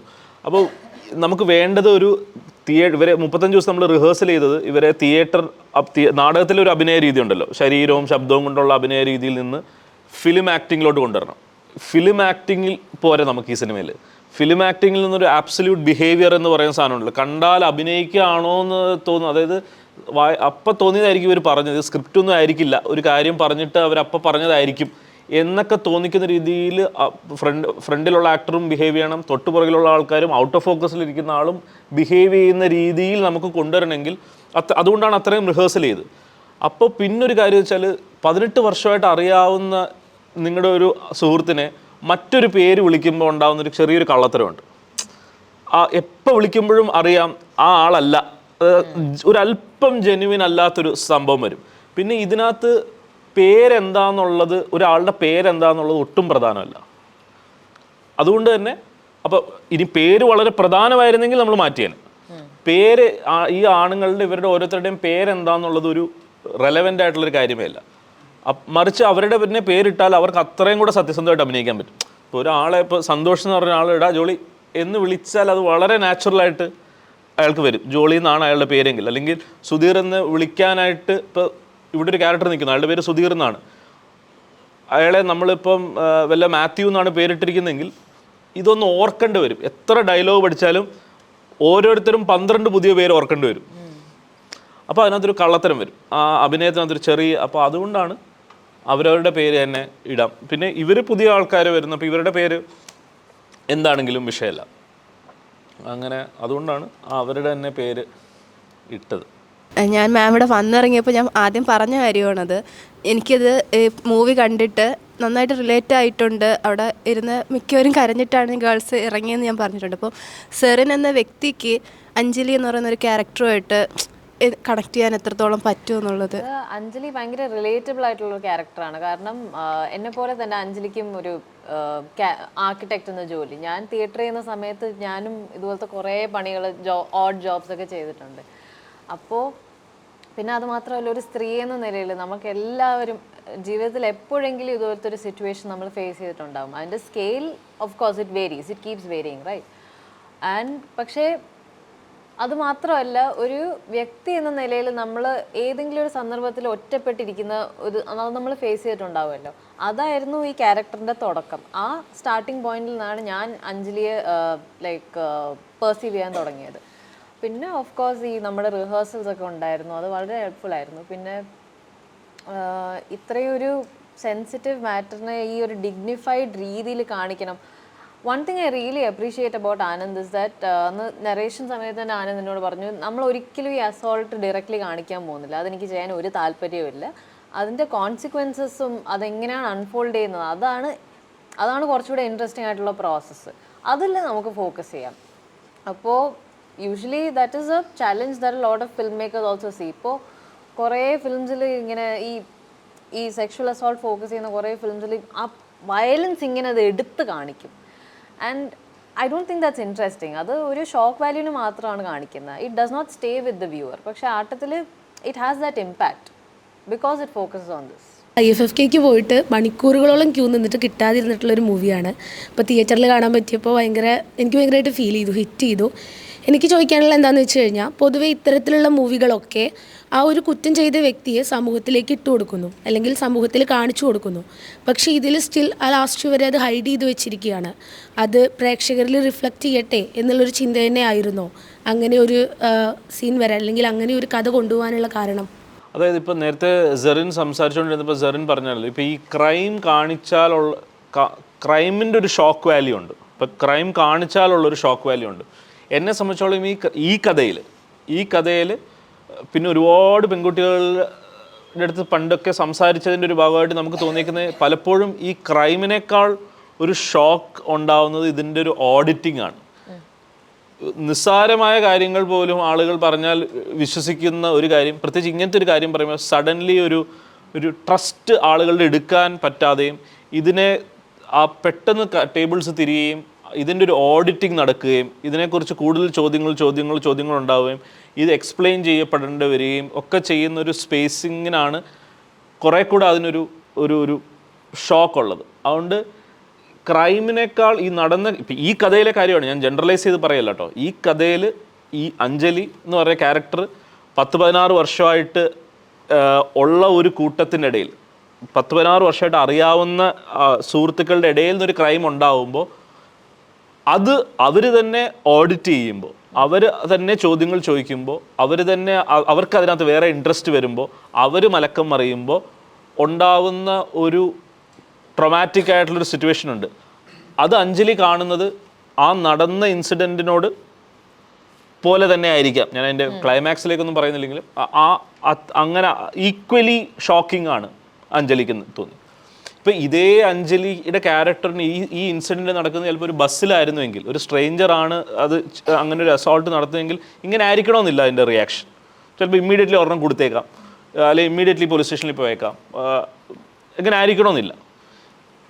അപ്പോൾ അതുകൊണ്ടാണ് അങ്ങനെ ഒരു കഥയുടെ അവസാനം വരുമ്പോഴത്തേക്ക്, ഞാൻ ആ കഥയുടെ അവസാനം പറയുന്നില്ലെങ്കിലും ആ ഒരു രീതിയിലേക്ക് നമ്മൾ സ്പേസ് ചെയ്തത് കുറേ കൂടെ ഓഡിയൻസ് അതൊന്ന് പാർട്ടിസിപ്പേറ്റീവ് ആവണം എന്ന് തോന്നി. സാർ, ഇപ്പോൾ കുറേ സോഷ്യൽ റെലവൻ്റ് ആയിട്ടുള്ള മൂവീസ് ഇറക്കുന്നുണ്ട്. ഇപ്പോൾ ആട്ടോ ആയാലും ഇപ്പോൾ അടുത്തിറങ്ങിയ കാതലായാലും. അപ്പോൾ നമ്മൾ ഈ ഒരു സിനിമ കാണുമ്പോൾ ലൈക്ക് ആ ഒരു സോഷ്യൽ മെസ്സേജിന് ഉപരി നമ്മളൊരു എൻ്റർടൈൻമെൻറ്റ് എലമെൻറ്റും കൂടെ വേണം, എന്നാലേ ഒരു ഓഡിയൻസിനെ പിടിച്ചിരുത്താൻ പറ്റുള്ളൂ. അപ്പോൾ ലൈക്ക് ആ രണ്ടും കൂടെ ഉൾക്കൊണ്ടിട്ടൊരു കഥ എഴുതിയെടുക്കുക, അല്ലെങ്കിൽ അതിൻ്റെ ഒരു സ്റ്റേജ് എങ്ങനെയാണ്? ഇപ്പം സത്യസന്ധമായിട്ട് പറയുകയാണെങ്കിൽ ഒരു സോഷ്യൽ മെസ്സേജ് കൊടുക്കുക എന്നതിനെക്കുറിച്ച് ഞാൻ ഒരു പോയിൻ്റ് പോലും ചിന്തിച്ചിട്ടില്ല. കാരണം സോഷ്യൽ മെസ്സേജ് കൊടുക്കാനുള്ളൊരു മീഡിയമാണ് സിനിമയെന്ന് ഞാൻ എൻ്റെ പേഴ്സണൽ വിചാരം ഞാൻ അശേഷം ചിന്തിക്കുന്നില്ല. അങ്ങനൊരു കഥ, ഇതൊരു കഥ പറച്ചിലാണ്. ഞാൻ എപ്പോഴും ആലോചിക്കുന്ന, ഇപ്പോൾ ആ കഥ നന്നായി പറയുമ്പോൾ ആ കഥ കാണുന്ന ആൾ അതിൽ നിന്നൊരു മൂല്യമെടുക്കും. ഇപ്പോൾ മുത്തശ്ശി ഒരു ആമയും മുയലിൻ്റെയും കഥ പറയുന്നു. ആമയും മുയലിൻ്റെയും കഥ രസകരമായിട്ട് പറയുമ്പോഴാണ് ആ കുഞ്ഞ് കേട്ടിരിക്കുന്നത്. ആ കഥ കഴിയുമ്പോൾ കുഞ്ഞ് അതിൽ നിന്ന് പതുക്കെ കാര്യങ്ങൾ മനസ്സിലാക്കും. ഉടനെ മുത്തശ്ശി അതുകൊണ്ട് ഞാൻ ഉദ്ദേശിച്ച മോനെ നീ ഇങ്ങനെ ചെയ്യണം, ഇതാണ് മോറൽ ഓഫ് ദ സ്റ്റോറി എന്ന് പറഞ്ഞു കഴിഞ്ഞാൽ ആ കുട്ടി അത് കേൾക്കില്ല. കാരണം കുട്ടിക്ക് മനസ്സിലാവും ഇതിനു വേണ്ടിയിട്ടാണ് ഈ കഥ പറഞ്ഞത്. മറിച്ച് കഥ നന്നായി പറയൂ. ബാക്കി ഇപ്പം നമ്മളിപ്പോൾ ആട്ടത്തിൻ്റെ തിരക്കഥയിലാണെങ്കിലും ഒരുപാട് സ്പേസുകൾ ആളുകൾക്ക്, കാണുന്നവർക്ക് റിഫ്ലക്റ്റ് ചെയ്യാനും ആളുകൾക്ക് എടുക്കാനും നിങ്ങൾക്ക് അതിനകത്ത് എഴുതാനും നിങ്ങൾ അതിനകത്ത് അഭിനയിക്കാനും ഒക്കെ ഇട്ടിട്ടുണ്ട്. അങ്ങനെയാണ് എല്ലാ സിനിമകളും, എല്ലാ നല്ല സിനിമകളും ആലോചിക്കുന്നവർ. എത്രത്തോളം നമ്മൾ സക്സസ്ഫുൾ ആയോ ഇല്ലയോ എന്നുള്ളത് രണ്ടാമത്തെ വിഷയം. എല്ലാ തിരക്കഥയുടെ സിനിമയുടെ ഒരു രീതി അങ്ങനെയാണ്. അത് റിഫ്ലക്റ്റ് ചെയ്തെടുക്കേണ്ട ഒരു കാര്യമാണ്. എനിക്ക് ആ സോഷ്യൽ മെസ്സേജ് എന്ന് പറയുന്ന ഐഡിയ ഇല്ല. മറിച്ച് എത്രത്തോളം എൻഗേജിങ് ആയിട്ടുള്ളൊരു സിനിമ ചെയ്യാം, എങ്ങനെ നന്നായൊരു കഥ പറയാം. അതിപ്പോൾ ഏത് വിഷയമാണെങ്കിലും ഇത് ഇങ്ങനൊരു സെക്ഷൽ അസോൾട്ടിനെ ചുറ്റിപ്പറ്റി ഉള്ളൊരു വിഷയമാകുമ്പോൾ നമുക്കിങ്ങനെ ഭയങ്കര ടെൻഡൻസിയാണ്. ഓ എനിക്കറിയാവുന്ന ആ കാര്യം കൂടെ പറയാം, എനിക്കറിയാവുന്ന ഈ കാര്യം കൂടെ പറയാം, കുറച്ചുകൂടെ ഇവരെ അങ്ങനെ ഒരു എന്താ പറയുന്ന ഒരു ബോധോദയം ഉണ്ടാക്കാം. ഇതൊന്നും നടക്കുന്ന കാര്യമല്ല. ഇത് ചെയ്താൽ ആളുകൾക്ക് ഒട്ടും ഇഷ്ടമല്ല. ഇപ്പം ഞാൻ നിങ്ങളോട് പേഴ്സണലി സംസാരിക്കും, ഞാനിപ്പോൾ മോനോട് സംസാരിക്കും അല്ലെങ്കിൽ മോളോട് സംസാരിക്കും, ഞാൻ നിങ്ങളെ ഉപദേശിച്ചാൽ നിങ്ങൾക്ക് ഇഷ്ടപ്പെടുമോ? ഇഷ്ടപ്പെടില്ല. നമ്മൾ തലയാട്ടിയൊക്കെ കേൾക്കും, എന്തെങ്കിലും ഒരു പവർ സ്ട്രക്ചറൊക്കെ വെച്ചിട്ട് കേൾക്കും. ഒരു ടീച്ചർ വന്ന് ഉപദേശം എന്ന് പറഞ്ഞ പരിപാടി വ്യക്തികൾ ചെയ്യുന്നത് തന്നെ മോശം, സിനിമയിലൂടെ കലയിലൂടെ ചെയ്യുന്നത് ഏറ്റവും വൃത്തികെട്ട പരിപാടിയാണ്. അത് ചെയ്യുകയേ ചെയ്യരുത്, മറിച്ച് റിഫ്ലക്റ്റ് ചെയ്യാനായിട്ടുള്ള സ്പേസുകൾ കൊടുക്കുക. കാരണം എനിക്ക് പ്രത്യേകിച്ച് ഒന്നും നിങ്ങളോട് പറയാൻ, എനിക്ക് പറയാനുള്ളൊരു കഥ പറഞ്ഞു എന്നുള്ളത് മാത്രമേ ഉള്ളൂ. അതിൽ നിന്ന് ഓരോരുത്തർ റിഫ്ലക്റ്റ് ചെയ്യുന്ന, ഇപ്പം റിലേറ്റ് ചെയ്യുന്ന കാര്യങ്ങളുണ്ടാവും, വിയോജിപ്പുള്ള കാര്യമുണ്ടാവും, യോജിപ്പുള്ള കാര്യമുണ്ടാവും, ചിന്തിക്കാൻ വിടുന്ന കാര്യങ്ങളുണ്ടാവും. ഇപ്പോൾ ആട്ടം കണ്ടു കഴിഞ്ഞിട്ടും തിരിച്ചു പോകുമ്പോഴും നിങ്ങൾ ആട്ടത്തെക്കുറിച്ച് സംസാരിക്കുന്നുണ്ടെങ്കിൽ, ആട്ടത്തെക്കുറിച്ച് ചിന്തിക്കുന്നുണ്ടെങ്കിൽ, പിന്നീടും ഏതെങ്കിലും ഒരു പോയിന്റിൽ ഇത് കാണാൻ തോന്നുന്നുണ്ടെങ്കിൽ, എന്നെ സംബന്ധിച്ചോളം ആട്ടം വിജയിച്ചു. അപ്പം ഇത് മാത്രമേ എങ്ങനെ രസകരമായൊരു കഥ പറയാം എന്നുള്ളതല്ലാതെ ഞാനൊരു ഹോളിയർ ദാൻ ദോ, ഞാൻ ഇങ്ങനെ അവിടെ ഇരിക്കുന്നു, കാണുന്ന പ്രേക്ഷകരൊക്കെ താഴെ ഇരിക്കുന്നു, ആ ഒരു ഐഡിയ ഇല്ല. ആ ഒരു ഐഡിയ ഉണ്ടാവരുത് എന്ന് വളരെ ശക്തമായിട്ട് വിശ്വസിക്കുന്നു. സിനിമ കഴിഞ്ഞപ്പോഴും എനിക്കത് ഇഷ്ടപ്പെട്ടോ ഇഷ്ടപ്പെട്ടില്ലേ എന്നെനിക്ക് പറയാൻ പറ്റിയില്ല. കാരണം പച്ചയായിട്ടുള്ളൊരു റിയാലിറ്റി കാണിച്ചു തന്നു. അപ്പോൾ ഇപ്പോഴത്തെ കാലം നോക്കുകയാണെങ്കിൽ എൻ്റർടൈൻമെൻറ്റിന് വേണ്ടി സിനിമ കാണുന്ന ഓഡിയൻസാണ് കൂടുതലും ഉള്ളത്. അപ്പോൾ ഓഡിയൻസ് റെസ്പോൺസിനെ എങ്ങനെ നോക്കിക്കാണുന്നു? ടാർഗറ്റ് ഓഡിയൻസിൻ്റെ റെസ്പോൺസ് എങ്ങനെ നോക്കിക്കാണുന്നു? ഇത് ഓഡിയൻസ് റെസ്പോൺസ് വളരെ മർമ്മപ്രധാനമായിട്ടൊരു കാര്യമാണ്. കാരണം ഇതൊരു at the end of the day ഇതിനകത്തൊരു കൊമേഴ്സ് ഇൻവോൾവ് ആണ്. അതായത് ഇതിനകത്തൊരു പ്രൊഡ്യൂസർ ഇൻവോൾവ് ആണ്. ഇത്ര കോടി രൂപ ചിലവാക്കി ഇത് പ്രൊഡ്യൂസ് ചെയ്ത് ഇത് പ്രൊമോട്ട് ചെയ്ത് തിയേറ്ററിൽ എത്തിക്കഴിയുമ്പോൾ, ഇപ്പോൾ ഫോർ എക്സാമ്പിൾ ഈ ഒരു സിനിമ ചെയ്യണമെങ്കിൽ, ഈ ഒരു സിനിമ പ്രൊഡ്യൂസ് ചെയ്യണമെങ്കിൽ സാധാരണ ഒരു എളുപ്പമല്ല. ഒരു എക്സിസ്റ്റിംഗ് പ്രൊഡക്ഷൻ ഹൗസിലെ ഒരു പ്രൊഡ്യൂസറിന് ഈ സിനിമ പ്രൊഡ്യൂസ് ചെയ്യുക മാത്രമല്ല, ഇത്രയും നന്നായിട്ട് മാർക്കറ്റ് ചെയ്യുക, നമ്മൾ ചോദിച്ച എല്ലാ കാര്യങ്ങളും സിനിമയ്ക്ക് തരിക. ഇപ്പോൾ ഇതിനകത്ത് നിങ്ങൾ പോസ്റ്റേഴ്സ് കാണുന്നതാണെങ്കിൽ നിങ്ങൾക്ക് കാണും, അതിനെല്ലാം നമ്മളൊരു തട്ടിക്കൂട്ടിയ ചെറിയ സിനിമയുടെ ഒരു ലെവലിലല്ല അത് ചെയ്തിരിക്കുന്നത്. അല്ലെങ്കിൽ നമ്മൾ പോയിരിക്കുന്ന ഹോർഡിങ്സ്, നമ്മൾ പോയിരിക്കുന്ന പ്രൊമോഷൻസ്, നമ്മുടെ വൈഡ് റിലീസ് എല്ലാം തന്നെ ഒരു നല്ല സാധാരണ ഒരു സ്റ്റാറിൻ്റെ ഒരു കൊമേഴ്ഷ്യൽ സിനിമ എങ്ങനെയാണോ പ്രൊമോട്ട് ചെയ്യപ്പെടുന്നത് അതുപോലെ പ്രൊമോട്ട് ചെയ്യപ്പെട്ടൊരു സിനിമയാണ്. അപ്പോൾ അത്രയും കൺവിക്ഷനുള്ള ഒരു പ്രൊഡ്യൂസർ, ഇങ്ങനൊരു സിനിമ ചെയ്ത പ്രൊഡ്യൂസറിന് വീണ്ടും സിനിമ എങ്ങനെ ചെയ്യാൻ പറ്റും? വീണ്ടും പുതിയ ആൾക്കാരെ കൊണ്ട് വരുന്ന ഒരു പുതിയ ഡെബ്യൂ ഡയറക്ടറിനെ, പുതിയ നടന്മാരെ വെച്ചിട്ട് ഇങ്ങനൊരു സബ്ജക്റ്റ്, ഒരേ സമയം അതിനൊരു എന്താ പറയുന്ന ഒരു എസ്തെറ്റിക്കൽ വാല്യൂ ഉണ്ട്, അതിൻ്റെ ഒരു സബ്ജക്റ്റിൻ്റെ വാല്യൂ ഉണ്ട്, അതേസമയം അതിനൊരു എൻഗേജിങ് എൻ്റർടൈൻമെൻറ്റ് വാല്യൂ ഉണ്ട്. ഈ ഒരു സ്വീറ്റ് സ്പോട്ട്, ഇങ്ങനെ ഒരു മിക്സ്, വെറുതെ ഒരു എൻ്റർടൈനർ അല്ലാതെ ഇങ്ങനത്തെ ഒരു സബ്ജക്റ്റ് ഒരു പ്രൊഡ്യൂസറിന് വീണ്ടും എങ്ങനെ ചെയ്യാൻ പറ്റും? ചെയ്യാൻ പറ്റണമെങ്കിൽ ഈ പൈസ തിരിച്ചു വരണം. ആ പൈസ തിരിച്ചു വരണമെങ്കിൽ അതിൻ്റെ ഘടകം എന്ന് പറയുന്നത് ഓഡിയൻസ് റെസ്പോൺസാണ്. ഓഡിയൻസിന് ഇത് ഇഷ്ടപ്പെടുക എന്ന് പറയുന്നതാണ്. ഇപ്പം ഇങ്ങനൊരു സിനിമ എന്ന് പറയുന്നത് ഇത് പോകുന്നത് ഒരു വേർഡ് ഓഫ് മൗത്താണ്. വേർഡ് ഓഫ് മൗത്തിലൂടെ പോവുകയും ആളുകൾ ഏറ്റെടുക്കുകയും, ഇപ്പോൾ എത്രയോ നമുക്ക് ഡെയിലി പോസ്റ്റുകളും ടാഗുകളും ഡെയിലി വിളികളും എല്ലാം വരും. അത്രയും ആളുകൾ മൂവ്ഡായി അവരാൽ കഴിയുന്ന രീതിയിൽ മറ്റാളുകളിലേക്ക് ഇത് എത്തിക്കുക, എഴുതുക.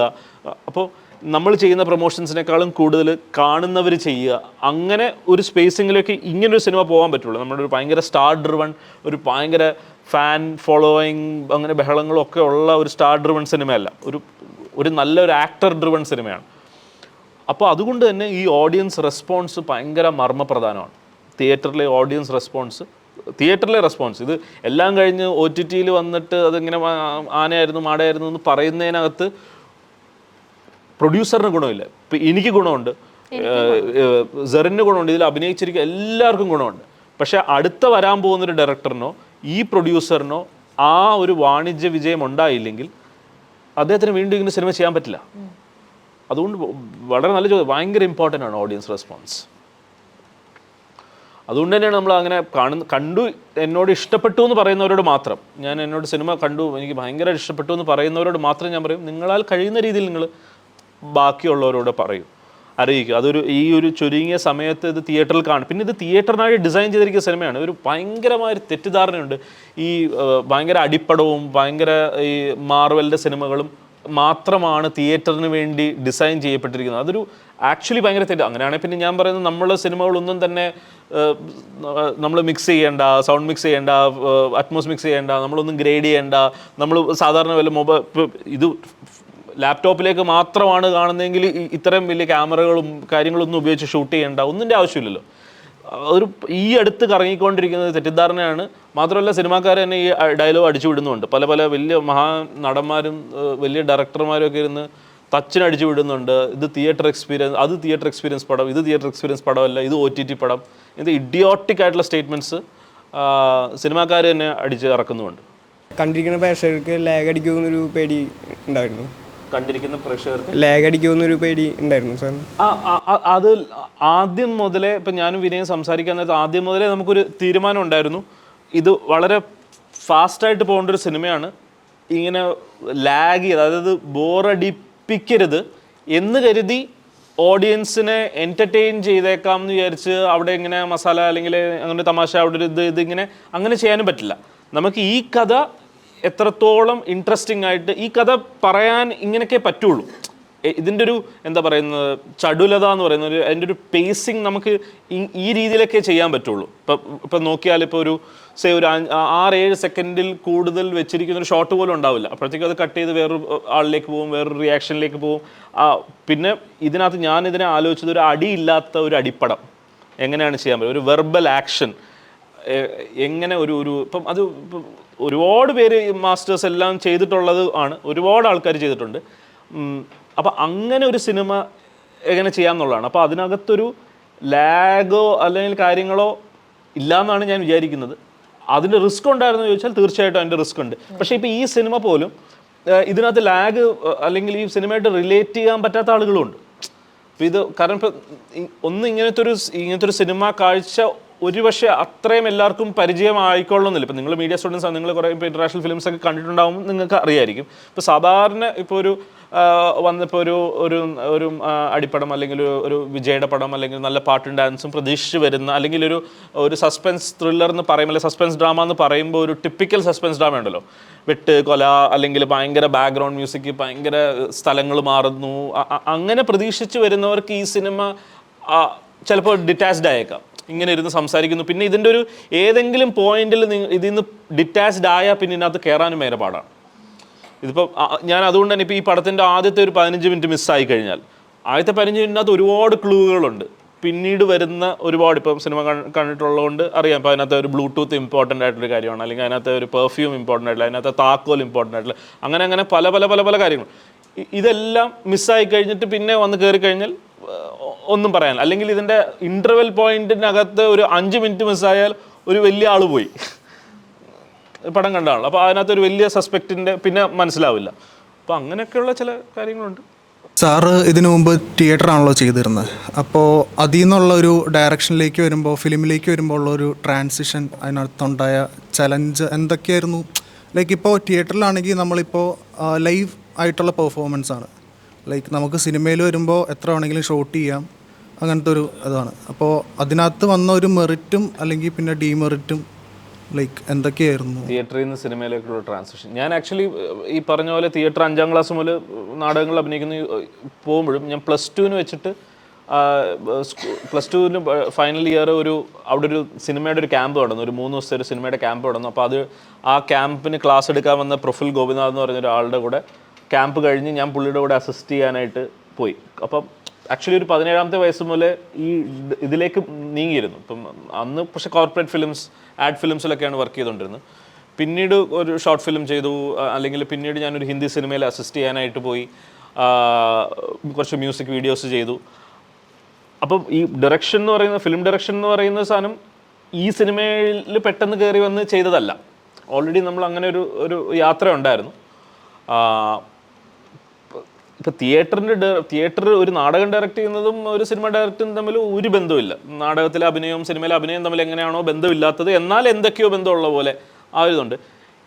ഈ സിനിമയിലോട്ട് വന്നപ്പോൾ ഇവരെ എങ്ങനെ, ഈ ആക്ടേഴ്സിനെ എങ്ങനെ ഈ ഞാൻ പറഞ്ഞില്ല, ഫിലിം ആക്ടിങ്ങും കടന്ന് ഒരു ബിഹേവിയറൽ ആക്ടിങ്ങിലേക്ക് കൊണ്ടുവരാനായിട്ടുള്ള ശ്രമമായിരുന്നു ഒരു ചലഞ്ച് എന്ന് പറയാനായിട്ട്. ഒരു പക്ഷേ തിയേറ്ററിൽ നമുക്ക് തിയേറ്ററിൽ എൻ്റെ ആക്ടിങ് എക്സ്പീരിയൻസ്, ഞാൻ ഒരു 15 വർഷം തിയേറ്ററിൽ ആക്ടറായിട്ട് വർക്ക് ചെയ്തു. ആ ആക്ടിങ് എക്സ്പീരിയൻസ് ഇവരെ അഭിനയത്തിലേക്ക് എന്ത് വേണം എന്ന് നമുക്ക് എന്താണോ വേണ്ടത് അത് അവരിൽ നിന്ന് എടുക്കാനായിട്ട് നമ്മളെ ഒരുപാട് സഹായിച്ചിട്ടുണ്ട്. പക്ഷേ എനിക്ക് പേഴ്സണലി തോന്നുന്നത് തിയേറ്ററാണ് സിനിമയെക്കാളും ഗ്രേറ്റർ ഫോം. ഒരു വ്യക്തിക്ക് ഇപ്പോൾ ഒരു സിനിമയിൽ നിങ്ങൾ അഭിനയിക്കാൻ പോയി കഴിഞ്ഞാൽ നിങ്ങൾക്ക് പ്രത്യേകിച്ച് യാതൊരു ട്രാൻസ്ഫോർമേഷനും ഉണ്ടാവണമെന്നില്ല. നിങ്ങൾക്കൊരു വ്യക്തി എന്ന നിലയിൽ യാതൊരു വികാസവും ഉണ്ടാവണമെന്ന് ഒരു നിർബന്ധമില്ല. ഒരു സെറ്റിൽ മറിച്ച് ഒരു സിനിമയിൽ അഭിനയിച്ചിട്ട് പോയാൽ കുറേ കൂടെ തല്ലിപ്പൊളിയായിട്ട് വേണമെങ്കിൽ തിരിച്ചു വരാനുള്ള സാധ്യതയുണ്ട്. മറിച്ച് ഒരു തിയേറ്ററിൽ നിങ്ങൾ പോയി കഴിഞ്ഞാൽ, ഒരു തിയേറ്റർ എക്സ്പീരിയൻസ് ഉണ്ടായാൽ, ഒരു മാസത്തെ ഒരു തിയേറ്റർ ക്യാമ്പിൽ പോയി കഴിഞ്ഞാൽ, ഒരു നാടകത്തിൽ അഭിനയിച്ചാൽ ഒരു വ്യക്തി എന്ന നിലയിൽ വല്ലാത്ത ഒരു വികാസം ഉണ്ടാകുന്ന ഒരു മീഡിയമാണ് തിയേറ്റർ എന്ന് പറഞ്ഞാൽ. അപ്പോൾ അത് വളരെ ചെറുപ്പം പോലെ നമുക്ക് കിട്ടുമ്പോൾ ഇപ്പം സെറിൻ തിയേറ്റർ ആക്ട്രസ്സാണ്, ലോകധർമ്മിയിലെ അല്ല, സെറിൻ അതിന് മുമ്പ് ഒരുപാട് തിയേറ്റർ ചെയ്തിട്ടുണ്ട്, ഇംഗ്ലീഷ് പ്ലേസ് ഒക്കെ ചെയ്തിട്ടുണ്ട്. അപ്പോൾ ആ തിയേറ്റർ തരുന്ന ഒരു വ്യക്തിക്ക് തരുന്ന ഒരു കോൺഫിഡൻസ് ഉണ്ട്, അല്ലെങ്കിൽ നമുക്കൊരു ഡിസിപ്ലിൻ ഉണ്ട്. ഏറ്റവും ഇമ്പോർട്ടൻ്റ്ലി ഡിസിപ്ലിൻ ഉണ്ട്. നമുക്കൊരു തരുന്ന ഒരു ലീഡർഷിപ്പ് സ്കില്ലുണ്ട്. ഇപ്പം അഡാപ്റ്റബിലിറ്റി ഉണ്ട്. ഏതൊരു സാഹചര്യത്തോടും അഡാപ്റ്റ് ചെയ്യാനും ഏതൊരു ക്രൈസിസിനെ മാനേജ് ചെയ്യാനും ഒക്കെ ഒരു വ്യക്തിയെ വികസിപ്പിച്ചെടുക്കുന്നത് തിയേറ്റർ ചെയ്യും. സിനിമയ്ക്ക് അത് ചെയ്യണമെങ്കിൽ ഒരുപാട് സമയം എടുക്കും. ആ വ്യക്തിയും കൂടെ വിചാരിക്കണം. തിയേറ്ററിലോട്ട് നിങ്ങൾ കയറി കൂടിയാൽ മതി, നിങ്ങളൊന്നും വിചാരിക്കേണ്ട, അത് രൂപപ്പെടുത്തിയെടുക്കും. ഇപ്പോൾ ഫോർ എക്സാമ്പിൾ ഈ സിനിമയിൽ ഞാൻ പറഞ്ഞല്ലോ 35 ദിവസം റിഹേഴ്സൽ ചെയ്തു. ഇപ്പോൾ സിനിമയിലെ അഭിനയിക്കുന്ന ഏത് നടന്മാരെ നമുക്ക് കൊണ്ടുവന്നിട്ട് 35 ദിവസം റിഹേഴ്സൽ ചെയ്യിപ്പിക്കാൻ പറ്റും? അവർ വരില്ല. അവർ 9 മണിക്ക് വരാൻ പറഞ്ഞാൽ 2 മണിയാകുമ്പോൾ വരാം. 2 മണിക്ക് വന്നു കഴിഞ്ഞാൽ സിനിമാക്കാരൻ പ്രത്യേകിച്ച് വന്നു കഴിഞ്ഞാൽ വൈകി വരികയും ചെയ്യും. വരുന്ന അടുത്ത നിമിഷം പോലെ ധൃതിയാണ്. ഒരു പരിപാടി ഉണ്ടാവില്ല പോയിട്ട് ചെയ്യാനായിട്ട്. പക്ഷെ ഇങ്ങനെ ഒരു ഭയങ്കര എന്തോ ഒരു സാധനം ഇങ്ങനെ ഒരു ഓറ കീപ്പ് ചെയ്യും, ഒരു ഭയങ്കര ധൃതിയുടെയും പോയിട്ട് അതുണ്ട് ഇതുണ്ട് എന്നുള്ള ഇങ്ങനെ. മറിച്ച് ഈ സിനിമയിൽ ഞാൻ പറയില്ല, ഇവർ നാടകക്കാരായതുകൊണ്ട് രാവിലെ 9 മണിക്ക് വരും, രാത്രി 8 മണി വരെ നിൽക്കും. ഭക്ഷണം മാത്രം കൊടുത്താൽ മതി, ബാക്കി ഒരു പ്രശ്നവുമില്ല. അവർ എവിടെ കിടക്കുന്നു, എന്ത് ചെയ്യുന്നു, ഏത് ബുദ്ധിമുട്ടും, കാരണം അവരുടെ പാഷൻ കോറായിട്ടും അഭിനയമാണ്. മറ്റ് അതിൻ്റെ പാരഫെർനീലിയേഴ്സ് അല്ല. ഇതുകൊണ്ട് ഇനി എന്ത് ഫേമസ് ആയി, ഇതുകൊണ്ട് ഇനി എത്ര കാശുണ്ടാക്കി, അത് സിനിമയിലോട്ട് കയറി പതുക്കെ അങ്ങനെ ആവും ഇവരെല്ലാവരും, അത് വേറെ വിഷയം. പക്ഷേ ഇപ്പം അങ്ങനെയല്ല. ഒരുപാട് മൈന്യൂട്ട് പോയിന്റ്സും ഒരുപാട് സസ്പെൻസുകളൊക്കെ എല്ലാം നിറഞ്ഞൊരു സിനിമയായിരുന്നു ആട്ടം. അപ്പം അങ്ങനെ ഒരു സിനിമ ചെയ്യുമ്പോൾ ഒരു 11 പുതിയ മുഖങ്ങൾ അവരെ ഈ നാടകം എന്നൊരു വേദിയിൽ നിന്ന് സിനിമയിലേക്ക് കൊണ്ടുവരുമ്പോൾ ഉണ്ടായിരുന്ന പ്രതീക്ഷ എന്തായിരുന്നു? ഇപ്പം ഞാൻ പറഞ്ഞില്ലേ, പ്രതീക്ഷ എന്ന് പറഞ്ഞാൽ ഇപ്പോൾ വിനയുടെ ആയിരുന്നു ആ പ്രതീക്ഷ. വിനയ് ഫോർട്ടാണ് ആ പ്രതീക്ഷ തന്നത്, ഇവരെല്ലാവരെയും സിനിമയിലോട്ട് കൊണ്ടുവരണം എന്നുള്ള പ്രതീക്ഷ. അപ്പം ആദ്യമുള്ള പ്രതീക്ഷ എന്ന് വെച്ചാൽ ഇവർക്ക് ഇത്രയും നല്ല വേഷമാണ് കൊടുക്കുന്നത്. ആദ്യം മുതൽ അവസാനം വരെ ഒരു നായകന്മാരാണ് എല്ലാവരും. അപ്പോൾ നമ്മുടെ പ്രതീക്ഷ ഈ സിനിമ കഴിയുന്നതോടുകൂടി ഞാൻ നേരത്തെ പറഞ്ഞ പോലെ ഇവർക്ക് അഭിനയിച്ച് ജീവിക്കാൻ പറ്റണം. അവരുടെ ഒരു സാമ്പത്തിക അവസ്ഥ മെച്ചപ്പെടണമെങ്കിൽ അവർ സിനിമയിൽ അഭിനയിക്കണം. അവർക്ക് സിനിമയിൽ നിന്ന് മറ്റ് വിളികൾ വരണം. ഇവരെല്ലാവരും നല്ല ആക്ടേഴ്സാണ്.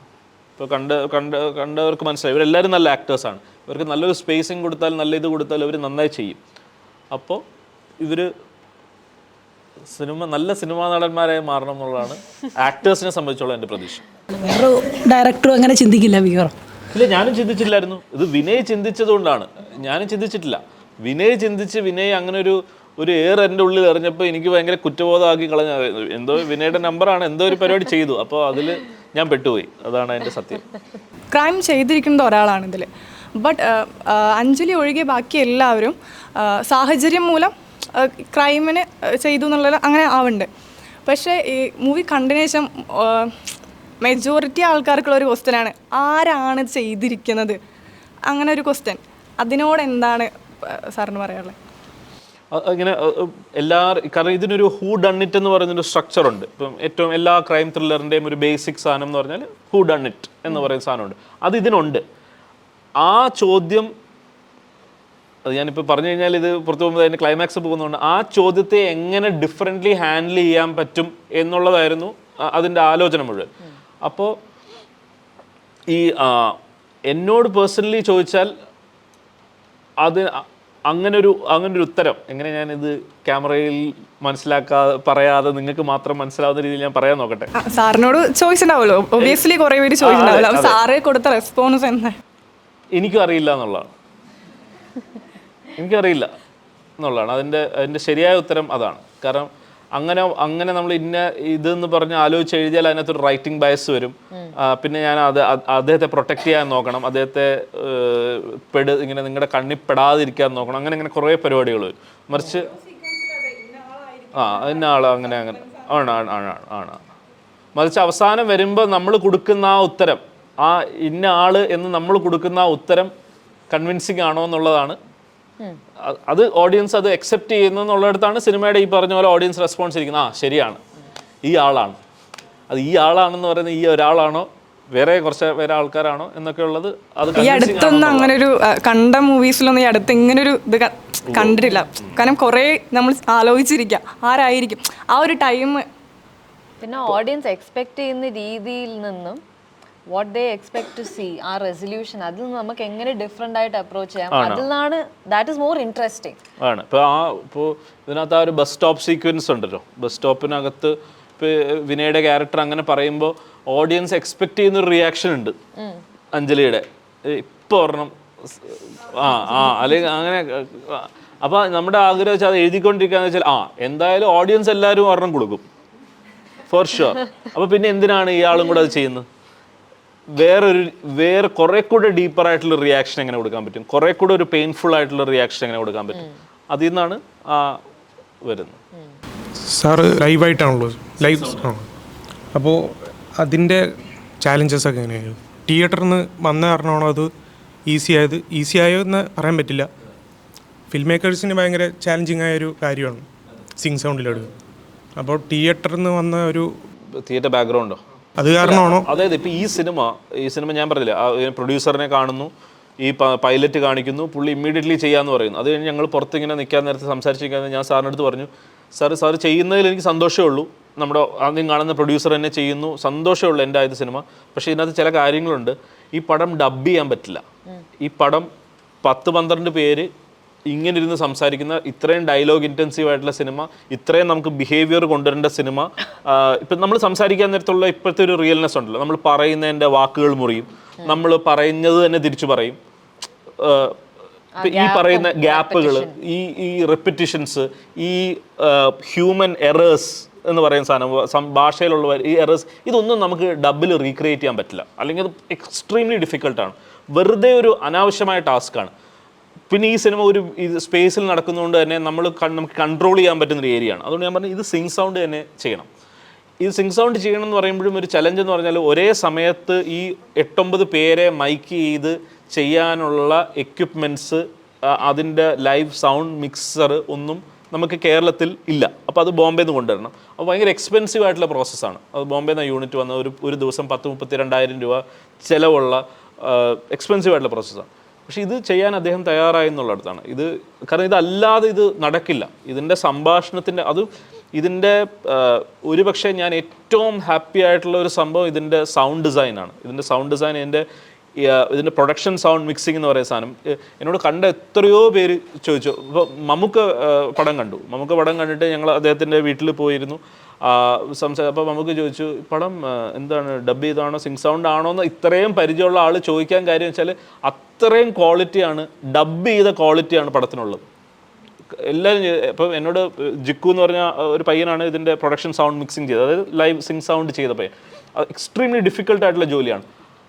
അത് അത്രയും ക്വാളിറ്റി വന്നുകൊണ്ട് എന്നോട് പറഞ്ഞു, എൻ്റെ ചേട്ടാ എനിക്ക് ആകെയുള്ളൊരു വിഷമം, എല്ലാവരും വിചാരിക്കുന്നത് ഒരു ഡബ് ചെയ്ത പടമെന്നാണ് വിചാരിക്കുന്നത്, സിംഗ് സൗണ്ട് ചെയ്ത പടമെന്ന് ആരും വിശ്വസിക്കുന്നില്ല. കാരണം സിംഗ് സൗണ്ട് ചെയ്തിരിക്കുന്ന പടങ്ങൾ, സാധാരണ വരുന്ന പടങ്ങൾ നിങ്ങൾ കണ്ടാൽ ആ വ്യത്യാസം മനസ്സിലാവും. പതിഞ്ഞിരിക്കും, ഓഡിബിൾ അല്ലാതാവും, പല സാധനങ്ങളും മിസ്സാവും. ഇതിൻ്റെ എക്സ്ട്രീംലി റിഫൈൻഡ് ആണ് ഇതിൻ്റെ audio, dialogue edit, dialogue quality extremely refined ആണ്. പിന്നെ രംഗനാഥ് രവിയുടെ സൗണ്ട് ഡിസൈൻ, ഇപ്പോൾ നിങ്ങൾ അവിടെ ആ മഴയത്ത്, ഇടിയിൽ, ആ വീട്ടിൽ ഒക്കെ ഉണ്ടാവും. ആ ഒരു ദിവസം കഴിഞ്ഞ് പോകുമ്പോഴത്തേക്കും ഒരു ചെറിയൊരു ക്ഷീണം ഉണ്ടാവും. ആ ഒരു ദിവസം മൊത്തം സ്പെൻഡ് ചെയ്ത് ഈ ആൾക്കാരുടെ സ്പെൻഡ് ചെയ്തതിൻ്റെ ഒരു ഫീലിംഗ് ഉണ്ടാക്കുന്നത് ഈ സൗണ്ട് ഡിസൈനാണ്. ഇൻഫാക്ട് സൗണ്ട് ഡിസൈൻ ഭയങ്കര വിചിത്രമാണ്. ഇപ്പോൾ നിങ്ങൾ മീഡിയ സ്റ്റുഡൻസ് ആണ്, ഇൻഫാക്ട് സൗണ്ട് ഡിസൈൻ സിനിമാറ്റോഗ്രഫീനെ ഹെൽപ്പ് ചെയ്യും. നമുക്ക് ഒരു വിഷ്വൽ ഭംഗിയായിട്ട് തോന്നാൻ കാരണം അതിൻ്റെ ശബ്ദവും കൂടെ ചേർന്നിട്ടാണ്. നമ്മളൊരു പുഴ കാണുമ്പോൾ പുഴ ഭംഗിയാവുന്നത് ആ പുഴയുടെ ശബ്ദവും കൂടെ ചേർന്ന് വരുമ്പോഴാണ് അതിൻ്റെ ഭംഗിയുടെ അതിൻ്റെ എസ്തെറ്റിക്സ് കൂടിക്കൂടി വരും. അത് ഭയങ്കര രസമാണ്. ഒരു സൗണ്ട് ഡിസൈൻ, ശബ്ദത്തിൻ്റെ ലെവൽസ് ഒരു ആളുടെ പെർഫോമൻസിനെ കൂട്ടും, മികച്ചതാണ്. ഇപ്പോൾ ഇതേ സിനിമ നമ്മളിപ്പോൾ മിക്കവാറും തിയേറ്ററിൽ 5.5 എന്ന് പറയുന്ന ലെവലിൽ ഇട്ടിരിക്കുന്നു. ഇതേ സിനിമ നിങ്ങളൊരു 4 നമ്മളങ്ങനെ തിയേറ്ററിൽ കണ്ടു. ഒരു തിയേറ്ററിൽ 4.8 4.7 ഇട്ടിട്ട് നമ്മൾ കാണുമ്പോൾ അഭിനയം മോശമായിട്ട് ഫീൽ ചെയ്യും. കാരണം പറയുന്ന വാക്കിന് ബോഡിയില്ല, ഒരു ക്യാരക്ടറില്ല, അതിന് എന്താ പറയുന്നത്, ജീവനില്ല. ഇങ്ങനെ ആയിപ്പോ അപ്പോൾ നമുക്ക് തോന്നും മോശമായിട്ട് അഭിനയിച്ചെന്ന് തോന്നും. അത്രയും കോംപ്ലിക്കേറ്റഡ് ആണ് സൗണ്ട്, അത്രയും ഇമ്പോർട്ടൻ്റ്, അത്രയും ഡെലിക്കേറ്റ് ആണ് അതിൻ്റെ കാര്യം. ഒരു കൺജസ്റ്റഡ് ആയ ഒരു സ്ഥലത്ത് നിന്നാണല്ലോ ഷൂട്ട് ചെയ്തിരിക്കുന്നത്. അപ്പോൾ DOPയും ഡയറക്ടറും തമ്മിൽ വല്ല കോൺഫ്ലിക്റ്റ് വല്ല ഉണ്ടായിരുന്നു? പിന്നെ കോൺഫ്ലിക്റ്റ് ഇല്ലാത്ത ഡയറക്ടറും DOPയും തമ്മിൽ കോൺഫ്ലിക്റ്റ് ഇല്ലാതിരിക്കുന്ന പ്രശ്നമില്ല. കോൺഫ്ലിക്റ്റ് DOPയും ഡയറക്ടറിനേക്കാളും കൂടുതൽ എപ്പോഴും കോൺഫ്ലിക്റ്റ് ഉണ്ടാകുന്നത് ഈ സൗണ്ടുകാരനും ക്യാമറ ടീമും തമ്മിലാണ്. കാരണം ക്യാമറയ്ക്ക് അവന് വേണ്ട ഷോട്ട് കിട്ടിയപ്പോൾ മറ്റവന് സൗണ്ട് കിട്ടിയിട്ടുണ്ടാവില്ല. അപ്പോൾ അവൻ ഒന്നുകൂടെ എടുക്കാൻ പറയും. അപ്പോൾ അവന് സൗണ്ട് നന്നായിട്ട് കിട്ടിയൊരു സാധനത്തിനകത്ത് ഇവൻ എന്ത് ചെയ്യും, ഔട്ട് ഓഫ് ഫോക്കസ് ആവും, അല്ലെങ്കിൽ ഫ്രെയിം തിരിക്കും, എന്തെങ്കിലും ഒരു അബദ്ധം കാണിക്കും. അപ്പോൾ ഈ രണ്ടുപേരുടെയും അടി മാനേജ് ചെയ്യൽ ഒരു ഡയറക്ടറിൻ്റെ വളരെ പ്രധാനപ്പെട്ട ജോലികളിൽ പെടുന്ന ഒന്നാണെന്ന് പടം ചെയ്തപ്പോൾ എനിക്ക് മനസ്സിലായത്. ഒരു വലിയ തല്ലാണ് അത് പിന്നെ ഞാൻ മനസ്സിലാക്കിയത് കാലാകാലങ്ങളായിട്ട് സിനിമയിൽ. അപ്പോൾ ചിലപ്പോൾ നല്ലൊരു ഷോട്ട് എടുത്തുകൊണ്ടിരിക്കുകയായിരിക്കും, മറ്റേ ബൂം വന്നിട്ട് ഫ്രെയിമിനകത്തോട്ട് മറ്റേ ക്യാരക്ടറിൻ്റെ മൂക്കിലോട്ട് കയറും. അപ്പോൾ എന്തോ അങ്ങനെ കട്ട് ചെയ്യാൻ പോയ VFXന് മൊത്തം പടം കൊടുക്കേണ്ടി വരും. അങ്ങനെ കട്ട് ചെയ്യാൻ തുടങ്ങി കഴിഞ്ഞു. അത് ഭയങ്കര ഇൻട്രസ്റ്റിംഗ് ആണ്. ഇവരുടെ ഡൈനാമിക്സ് ഭയങ്കര ഇൻട്രസ്റ്റിംഗ് ആണ്. പിന്നെ അതായത് ഇപ്പോൾ ഇപ്പോഴും വരുന്ന വെച്ചാൽ ഒരു സിനിമയുടെ മൊത്തത്തിലുള്ള ഇതിൻ്റെ ഒരു ടോട്ടാലിറ്റി അറിയാവുന്ന ഒരേ ഒരാൾ, അത് ഏത് സിനിമയായാലും ഡയറക്ടർ മാത്രമായിരിക്കും. ഈ ഡയറക്ടർ എന്ന് പറഞ്ഞാൽ ഒരു ഒറ്റപ്പെട്ട യാത്രയാണ്, അതിൽ യാതൊരു സംശയവും വേണ്ട. ഈ സിനിമയെന്ന് മാത്രമല്ല, ഏത് സിനിമ എടുത്താലും അയാൾക്ക് മാത്രമേ അറിയാൻ പറ്റുള്ളൂ ഇതിൻ്റെ എൻഡ് പ്രൊഡക്റ്റ് എന്താണ്. ഓരോ ഡിപ്പാർട്ട്മെൻറ്റ്സും അവരവരുടെ ഡിപ്പാർട്ട്മെൻറ്റാണ് നന്നാക്കുന്നത്. ഇപ്പം അങ്ങനെ തന്നെ ചെയ്യണം. അല്ലാതെ എല്ലാ ഡിപ്പാർട്ട്മെൻറ്റും എല്ലാ കാര്യവും ആലോചിക്കാൻ പോയ സിനിമ ഉണ്ടാവത്തില്ല. ആൾ കൂടിയ പാമ്പ് ആവത്തില്ലെന്ന് പറയുന്നത്. അപ്പോൾ ഓരോ ഡിപ്പാർട്ട്മെൻറ്റ്സും അവരുടെ കാര്യം ആലോചിക്കും.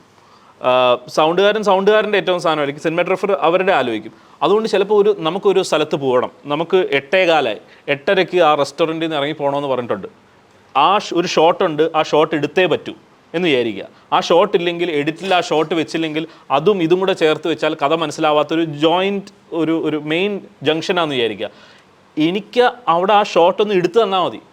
അപ്പോൾ പക്ഷേ സിനിമാറ്റോഗ്രാഫറെ സംബന്ധിച്ച് ചിലപ്പോൾ അവിടെ ആ ചെളിയുണ്ട്, അത് ക്ലീൻ ചെയ്യണം, അവിടെ ആ ലൈറ്റ് വേണം, ആ സാധനം അതൊന്ന് മാറ്റിയെടുക്കണം, ഇവിടുന്ന് ഷെയ്ഡ് വരുന്നുണ്ട്, അത് കട്ട് ഇത് ഇവൻ ചെയ്യാൻ പോയി കഴിഞ്ഞാൽ 8:30 കഴിഞ്ഞ് പിറ്റേ ദിവസത്തേക്ക് പോകും. അപ്പോൾ പിറ്റേ ദിവസം ഒന്നുകൂടെ സാധനം ഷൂട്ട് ചെയ്യണം, പിറ്റേ ദിവസത്തേക്ക് പോകുകയാണെങ്കിൽ വീണ്ടും 2-2.5 ലക്ഷം രൂപ കൂടും. അപ്പം നമുക്കതിന് പ്രൊഡക്ഷൻ അവിടെ നമ്മളെ കഴുത്തെ പിടിച്ചായിരിക്കും നിർത്തിയിരിക്കുന്നത്. ഇത് നമുക്ക് എല്ലാവരോടും എപ്പോഴും എക്സ്പ്ലെയിൻ ചെയ്യാൻ പറ്റിക്കൊള്ളണമെന്നില്ല. അപ്പോൾ നമ്മൾ പറയും എടുക്കടാ എന്ന് പറയേണ്ടി വരും. നീ കൂടുതൽ ആലോചിക്കേണ്ട, അതെടുത്ത് എനിക്ക് തരൂ എന്ന് പറയേണ്ടി വരും.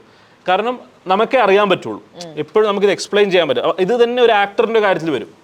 ഒരു ആക്ടർ ഇപ്പോൾ സെറിനോട് ചോദിച്ചാൽ അറിയാം. ഇപ്പോൾ സെറിൻ വളരെ നന്നായി ചെയ്തു എന്ന് സെറിന് തോന്നിയൊരു സീൻ, സെറിൻ നന്നായി ചെയ്തു എന്ന് സെറിന് തോന്നിയൊരു ഷോട്ട് ഒരു പക്ഷേ മോണിറ്ററിൽ നന്നാവണമെന്നില്ല. കണ്ടുകൊണ്ടിരിക്കുമ്പോൾ നമുക്കറിയാം ഇതല്ല വേണ്ടത്. എന്നിട്ട് സെറിനോട് ചിലപ്പോൾ നമ്മൾ പറയും, സെറിനെ ഒരു കാര്യം ചെയ്യും, വളരെ ഇങ്ങനെ മെക്കാനിക്കലായിട്ട് ചെയ്യും. സെറിന് ഇവിടെ വന്നിട്ട് ഈ ഡയലോഗിന് സമയത്ത് ചെറുതായിട്ട് ഇങ്ങനെ തലയും താത്തിട്ട് ഇങ്ങനെ നോക്കിയിട്ട് ഇവിടുന്ന് ഇങ്ങനെ ഈ കണ്ണീര് ഇവിടെ ഈ സമയത്ത് കൈയൊന്ന് വെക്ക്, അങ്ങനെ പറയേണ്ടി വരും. അത് എപ്പോഴും ഞാൻ പറയുന്നത് ഒരു പെർട്ടിക്കുലർ കാര്യത്തിനായിരിക്കും. അത് ചിലപ്പോൾ കറക്റ്റായിട്ട് വരും. അത് ഈ പറഞ്ഞ പോലെ ഇത് കംപ്ലീറ്റ്ലി നമ്മൾ തുന്നിച്ചേർക്കുന്നൊരു കാര്യമാണ്. അഭിനയം, ഒരു സാധനം, സൗണ്ട്, സിനിമാറ്റോഗ്രഫി എല്ലാം കൂടെ തുന്നിച്ചേർത്ത് അവസാനം എഡിറ്റിൽ ഇതിനൊരു ജീവൻ ഉണ്ടായി വരികയാണ്.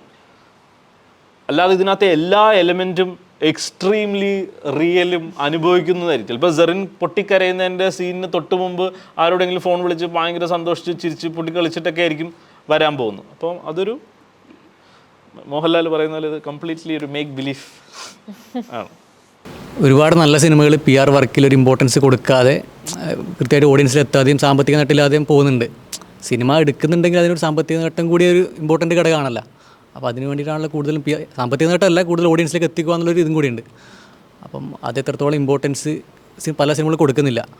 പക്ഷേ ആട്ടം എന്ന് പറഞ്ഞ സിനിമയിൽ പേഴ്സണലി എനിക്ക് IFKയിൽ വരുന്നതിന് മുന്നേ ഈ സിനിമയെ പറ്റി എവിടെയൊക്കെ ഞാൻ കേട്ടിട്ടുണ്ടായിരുന്നു. സോഷ്യൽ മീഡിയ കണ്ടായിരിക്കാം, അല്ലെങ്കിൽ എവിടെയൊക്കെ എനിക്കത് പ്രത്യേക ഒരു ഓർമ്മ കിട്ടുന്നില്ല. അപ്പോൾ അത് സ്ട്രൈക്കിംഗ് ആയിരുന്നു. അപ്പം പെട്ടെന്ന് ഞാൻ IFKയുടെ ഇത് കണ്ട സമയത്തും ആട്ടം എന്നുള്ള മൂവി പെട്ടെന്ന് ഫസ്റ്റ് എൻ്റെ മൈൻഡിലേക്ക് വന്ന ആട്ടവും ഫാമിലി ഞാൻ ഡോൺ പാലത്തയുടെ സിനിമകൾ ഫോളോ ചെയ്യുന്നുണ്ട്. പക്ഷെ ഞാൻ അതുവരെ സംഗീതം ഞാൻ ഇതുവരെ ഫോളോ ചെയ്തിരുന്നില്ല. അതിന് ശേഷമാണ് നമ്മുടെ ഇവിടെ വന്ന ശേഷമാണ് ഫോളോ ചെയ്യുന്നതും കാര്യങ്ങളൊക്കെ. അപ്പോൾ ഇതിൻ്റെ ഒരു PR വർക്ക് എങ്ങനെയായിരുന്നു ആട്ടത്തിന് ചെയ്തിരുന്നത്, അത് എത്രത്തോളം സക്സസ്ഫുൾ ആയി എന്നുള്ളൊരു കാര്യം എങ്ങനെയാണ് ഇതുവരെയുള്ളൊരു ഇതിനെ വിലയിരുത്തുന്നത്? ആട്ടം എൻ്റെ 94th ഫിലിമാണ്. എനിക്ക് ഇതുപോലൊരു ഇമോഷണൽ കണക്റ്റ് എനിക്ക് എൻ്റെ ഫസ്റ്റ് സിനിമ ഉയരേനോടാണ് ഫീൽ ചെയ്തിട്ടുള്ളത്. ആട്ടം ഇറങ്ങി ഫസ്റ്റ് ഡേ നമ്മൾ ഓഡിയൻസിൻ്റെ കൂടെ ഇരുന്ന് സിനിമ കണ്ടിട്ട് പുറത്തിറങ്ങിക്കഴിഞ്ഞപ്പം മീഡിയ നമ്മളോടത്തും ചോദിക്കുമല്ലോ. ഞാൻ ഫസ്റ്റ് പറഞ്ഞൊരു ലൈൻ തന്നെയാണ് എനിക്ക് ഇന്നും പറയാനുള്ളത്. Aattam will travel with me for the rest of my life. Aattam has changed me a lot as a person, as a professional. എനിക്ക് വേറെ തന്നെ ഒരു പെർസ്പെക്റ്റീവ് തന്നിട്ടുണ്ട്. ഫസ്റ്റ് ആൻഡ് ഫോർമോസ്റ്റ് സെറിനും പിന്നെ എൻ്റെ വേറൊരു സുഹൃത്തുണ്ട് അഹമ്മദ് കബീർ എന്ന് പറഞ്ഞിട്ട് ഡയറക്ടർ. അവർ രണ്ടുപേരുമാണ് എനിക്ക് തോന്നുന്നു ആനന്ദിൻ്റെ അടുത്ത് എൻ്റെ കാര്യം ആദ്യമായിട്ട് ഇങ്ങനെ പറയുന്നത്. ഇവർ ഈ പടത്തിൻ്റെ എനിക്ക് പേഴ്സണലി ഈ പ്രോജക്റ്റ് വളരെ പേഴ്സണലായിട്ടാണ് ഫീൽ ചെയ്തത്. And also because of the sensitivity with which he has handled the subject which can be very triggering to a lot of people. ഇതിനെ വളരെ റെസ്പോൺസിബിളി ഹാൻഡിൽ ചെയ്യാന്നുള്ളൊരു സാധനം ഉണ്ടല്ലോ. നമ്മൾ എന്താണ് സിനിമ സംസാരിക്കുന്ന വിഷയം, അതിനെ ഒട്ടും ഒരു വാണിജ്യവൽക്കരിക്കാത്ത രീതിയിലാണ് ആനന്ദ് അത് എഴുതിയിട്ടുള്ളതും എടുത്തിട്ടുള്ളതും അവരെല്ലാവരും പെർഫോം ചെയ്തിട്ടുള്ളതും. And first and foremost the production house, I have to say about the production house because ഒരു 99% കേസസിലും ഞാൻ എക്സ്പീരിയൻസ് ചെയ്തിട്ടുള്ളത് വെൻ വി മാർക്കറ്റ് ഫിലിംസ്, ഇപ്പോൾ അവർ സാറ്റലൈറ്റ് വാല്യൂ ഇല്ല എന്നുള്ള രീതിയിൽ വരുന്ന ചില പടങ്ങളുണ്ടാവും. ചിലപ്പോൾ അവർ ഓരോ ആർട്ടിസ്റ്റിന് സാറ്റലൈറ്റ് വാല്യൂ ഉണ്ട്. ഞാൻ പ്യുവർലി ബിസിനസ് ഓഫ് സിനിമയാണ് പറയുന്നത്. It has nothing to do with the content quality or the how good the film is, അതല്ല പറയുന്നത്. അപ്പം ഇതിലെങ്ങനെയാണെന്ന് വെച്ചാൽ ഒരു രീതിയിലുള്ളൊരു കോംപ്രമൈസ് ഉണ്ടായിട്ടില്ല, സാധാരണ നമ്മളിവിടെ ഒരു തിയേറ്ററിക്കൽ റിലീസിന് ഇടുന്ന ബജറ്റിൻ്റെ 2 ഇരട്ടിയിലധികം ആട്ടത്തിന് വേണ്ടി നമ്മൾ ഉപയോഗിച്ചിട്ടുണ്ട്. ക്രിയേറ്റീവ്ലി ഒരു മാർക്കറ്റിംഗ് ആ ഒരു സ്പേസിൽ ഒരു ഇൻ്റർഫിയറൻസ് ഒരു രീതിയിലും ഉണ്ടായിട്ടില്ല. നമ്മൾ ഡിസ്കഷൻസ് റെഗുലർലി ഉണ്ടാവാറുണ്ട്. Like as A team we all sit together and talk. എനിക്കിപ്പോഴും ഓർമ്മയുണ്ട്, ഞങ്ങളുടെ ഒരു മീറ്റിങ്ങിന് സെറിൻ വന്നിട്ട് ഞാനും ആനന്ദും തല്ലുകൂടുന്ന കണ്ടിട്ട് പേടിച്ചു പോയി. She actually left the room because ഞങ്ങൾ അങ്ങനെയാണ് ഡിസഗ്രി ചെയ്യുക ചില കാര്യങ്ങളിൽ. പക്ഷേ when we are on 2 sides we also know that we are on the same side. ഞാനിത് ഒരുപാട് പ്രാവശ്യം പറഞ്ഞിട്ടുള്ള കാര്യമാണ് to my clients. Sometimes marketing പെർസ്പെക്റ്റീവിൽ നിന്ന് ഞാൻ ചിലപ്പോൾ പറയുന്നത് I'm not fighting with you or against you, we are fighting from the same side for our film എന്നുള്ളൊരു സാധനമുണ്ട്. സോ അങ്ങനത്തെ ഒരു കൈൻഡ് ഓഫ് ഒരു ഇമോഷണൽ ഇൻവെസ്റ്റ്മെൻറ്റ് നമുക്ക് വരണമെങ്കിൽ അത് ആ പ്രൊഡക്റ്റിൻ്റെ ക്വാളിറ്റിയാണ്, അതിൻ്റെ ഇൻറ്റൻഷൻ്റെ ട്രൂത്താണ്. ആട്ടത്തിനൊരു സത്യം ഉണ്ടെന്ന് ഞാൻ പേഴ്സണലി വിശ്വസിക്കുന്നുണ്ട്. There is a very strong truth to it and the people who have come together to make the film, അത് ഭയങ്കര റെയറാണ്. പ്രത്യേകിച്ച് നമ്പർ ഡ്രിവൺ ആയിട്ടുള്ള ഒരു ഇൻഡസ്ട്രിയിൽ വെരി മച്ച് നമ്പർ ഡ്രിവൺ ആണ്. ഇപ്പം നമ്മൾക്ക് നല്ല തിയേറ്റേഴ്സ് കിട്ടാതിരിക്കാവുന്ന സാഹചര്യങ്ങളുണ്ടാവും, നല്ല ഷോ ടൈമിങ്സ്. ഇപ്പോൾ PVRൽ നമുക്ക് ഷോ കിട്ടിയിട്ട് രാവിലെ 9 മണിയുടെ ഷോ കിട്ടിയിട്ട് കാര്യമില്ല. ആൻഡ് ദെയർ ആർ ലൈക്ക് ഇപ്പോൾ വലിയ പടങ്ങൾ നമ്മൾ പറയുന്ന ഈ പാൻ ഇന്ത്യൻ റിലീസസ് വരുന്നു, സൂപ്പർ സ്റ്റാർ പടങ്ങൾ വരുന്നു, ഫെസ്റ്റിവൽ റിലീസസ് വരുന്നു. അങ്ങനത്തെ സാഹചര്യങ്ങളിലൊക്കെ നമുക്ക് നല്ലൊരു ഹോർഡിങ് കിട്ടാനോ നല്ലൊരു തിയേറ്റർ കിട്ടാനോ ഷോ ടൈമിങ്സ് കിട്ടുന്നതൊക്കെ ചലഞ്ചാണ്. So every step is a challenge. അപ്പോൾ ആ ഒരു ചലഞ്ചിന് നമ്മൾ കളക്റ്റീവായിട്ടാണ് ഫേസ് ചെയ്തത്. എനിക്ക് ഒരിക്കലും ഞാനിതിൽ ഒറ്റയ്ക്കാണെന്ന് ഫീൽ ചെയ്തിട്ടില്ല. ഇപ്പോഴും എനിക്ക് ഫീൽ ചെയ്തിട്ടുള്ളത് personally last time I felt like this was when I had my baby. എനിക്കൊരു പേഴ്സണൽ ഹൈ കിട്ടുന്നൊരു കാര്യമായിരുന്നു. ഞാനിത് ആനന്ദിനോട് ഒരു പ്രാവശ്യം പറഞ്ഞിട്ടുണ്ട്. ആട്ടം ഞാൻ കമ്മിറ്റ് ചെയ്തപ്പോൾ ഞാൻ വെറുതെ ഗൂഗിളിൽ ആട്ടം മലയാളം മൂവി എന്ന് ടൈപ്പ് ചെയ്യുമ്പോൾ ഒന്നും കാണില്ല. Every 2 weeks I Google. അപ്പോൾ ഇങ്ങനെ ഒരു ലിങ്ക് വരുന്നു, 2 ലിങ്ക് വരുന്നു, ഇങ്ങനെ പതുക്കെ it's like you have conceived A child and it's growing. And എനിക്ക് റിലീസിൻ്റെ തലേദിവസം ഞാൻ ആനന്ദിനെ വിളിച്ചിട്ട് പറഞ്ഞു, ഇറ്റ്സ് ലൈക്ക് നമുക്ക് ഞാൻ ഇനി എന്ത് ചെയ്യും, എൻ്റെ സിനിമ റിലീസാവുകയാണല്ലോ. എനിക്ക് വിഡ്രോവൽ സിംറ്റംസ് ഭയങ്കര കൂടുതലായിരുന്നു. I called her, woke her up middle of the night. ഞാനിനി എന്താ ചെയ്യുക എന്നുള്ളൊരു തോട്ടാണ്. Because you don't want to let go. Because I want to keep this movie for the rest of my life, and it is going to stay with me for the rest of my life. I feel it's very important when a person is taking any product. കാരണം എല്ലാ പ്രോഡക്റ്റും എല്ലാ സിനിമയും ഒരുപാട് പേരുടെ ഡ്രീമാണ്, ലൈഫാണ്. പലരും അവരുടെ financially ഒക്കെ ഒരുപാട് സ്ട്രഗിൾ ചെയ്യുന്ന ഫിലിം മേക്കേഴ്സിനെ ഞാൻ കണ്ടിട്ടുണ്ട്. ഒരുപാട് പ്രൊഡ്യൂസേഴ്സ് അവരുടെ മൊത്തം സേവിങ്സ് എടുത്തിട്ട് ഒരു പടം എടുത്തിട്ട് എവിടെയും ബിസിനസ് ആവാതെ പോയി സഫർ ചെയ്യുന്നത്, ഇനി സിനിമ ചെയ്യണ്ട. നേരത്തെ ആനന്ദ് പറഞ്ഞ സെയിം പോയിന്റ് തന്നെയാണ്. വെൻ മൂവീസ് ലൈക്ക് ആട്ടം അതിനൊരു റിസപ്ഷൻ കിട്ടുമ്പോൾ കമേഴ്ഷ്യലി, അതായത് ഓഡിയൻസ് തിയേറ്ററിൽ ഇപ്പോൾ ഫെസ്റ്റിവലിൽ ആളുകൾ ഭയങ്കരമായിട്ട് റിയാക്ട് ചെയ്യുമ്പോഴും ഞങ്ങൾ പറഞ്ഞിരുന്നൊരു കാര്യമുണ്ട്, ആ ഒരു ക്രൗഡിൻ്റെ റിയാക്ഷൻ വെച്ചിട്ട് നമുക്ക് തിയേറ്റർ റെസ്പോൺസ് കേജ് ചെയ്യാൻ പറ്റില്ല. So I used to always tell our team that let's be very rooted and grounded. നമുക്കറിയാം, and we were very aware. തിയേറ്ററിൽ എങ്ങനെയായിരിക്കും നമുക്ക് അറിയില്ല. റെഗുലർ ഓഡിയൻസിലേക്ക് നമ്മൾ പല levels of IQ and EQ ഉള്ള ആളുകളിലേക്കാണ് ഈ കണ്ടൻറ്റ് കൊടുത്തു വിടുന്നത്. So how they will receive it, and അവിടെ വിജയിക്കുമ്പോഴാണ് ഒരു സിനിമ കമേഴ്ഷ്യലി വയബിൾ ആയിട്ടുള്ളൊരു പ്രൊഡക്റ്റും കൂടി ആവുന്നത്. അതായത് നല്ല ഇച്ഛാശക്തിയുള്ള കഥകളെടുത്ത് ഇപ്പോൾ ആനന്ദിനെ പോലെയുള്ള പുതിയ ഫിലിം മേക്കേഴ്സ് വരുമ്പോൾ അവരുടെ കൂടെ നിൽക്കാനുള്ള ധൈര്യം ഇനി വേറൊരു പ്രൊഡക്ഷൻ ഹൗസിന് ഉണ്ടാവണമെങ്കിൽ ഇങ്ങനത്തെ movies should get the visibility. Aattam deserves this and more.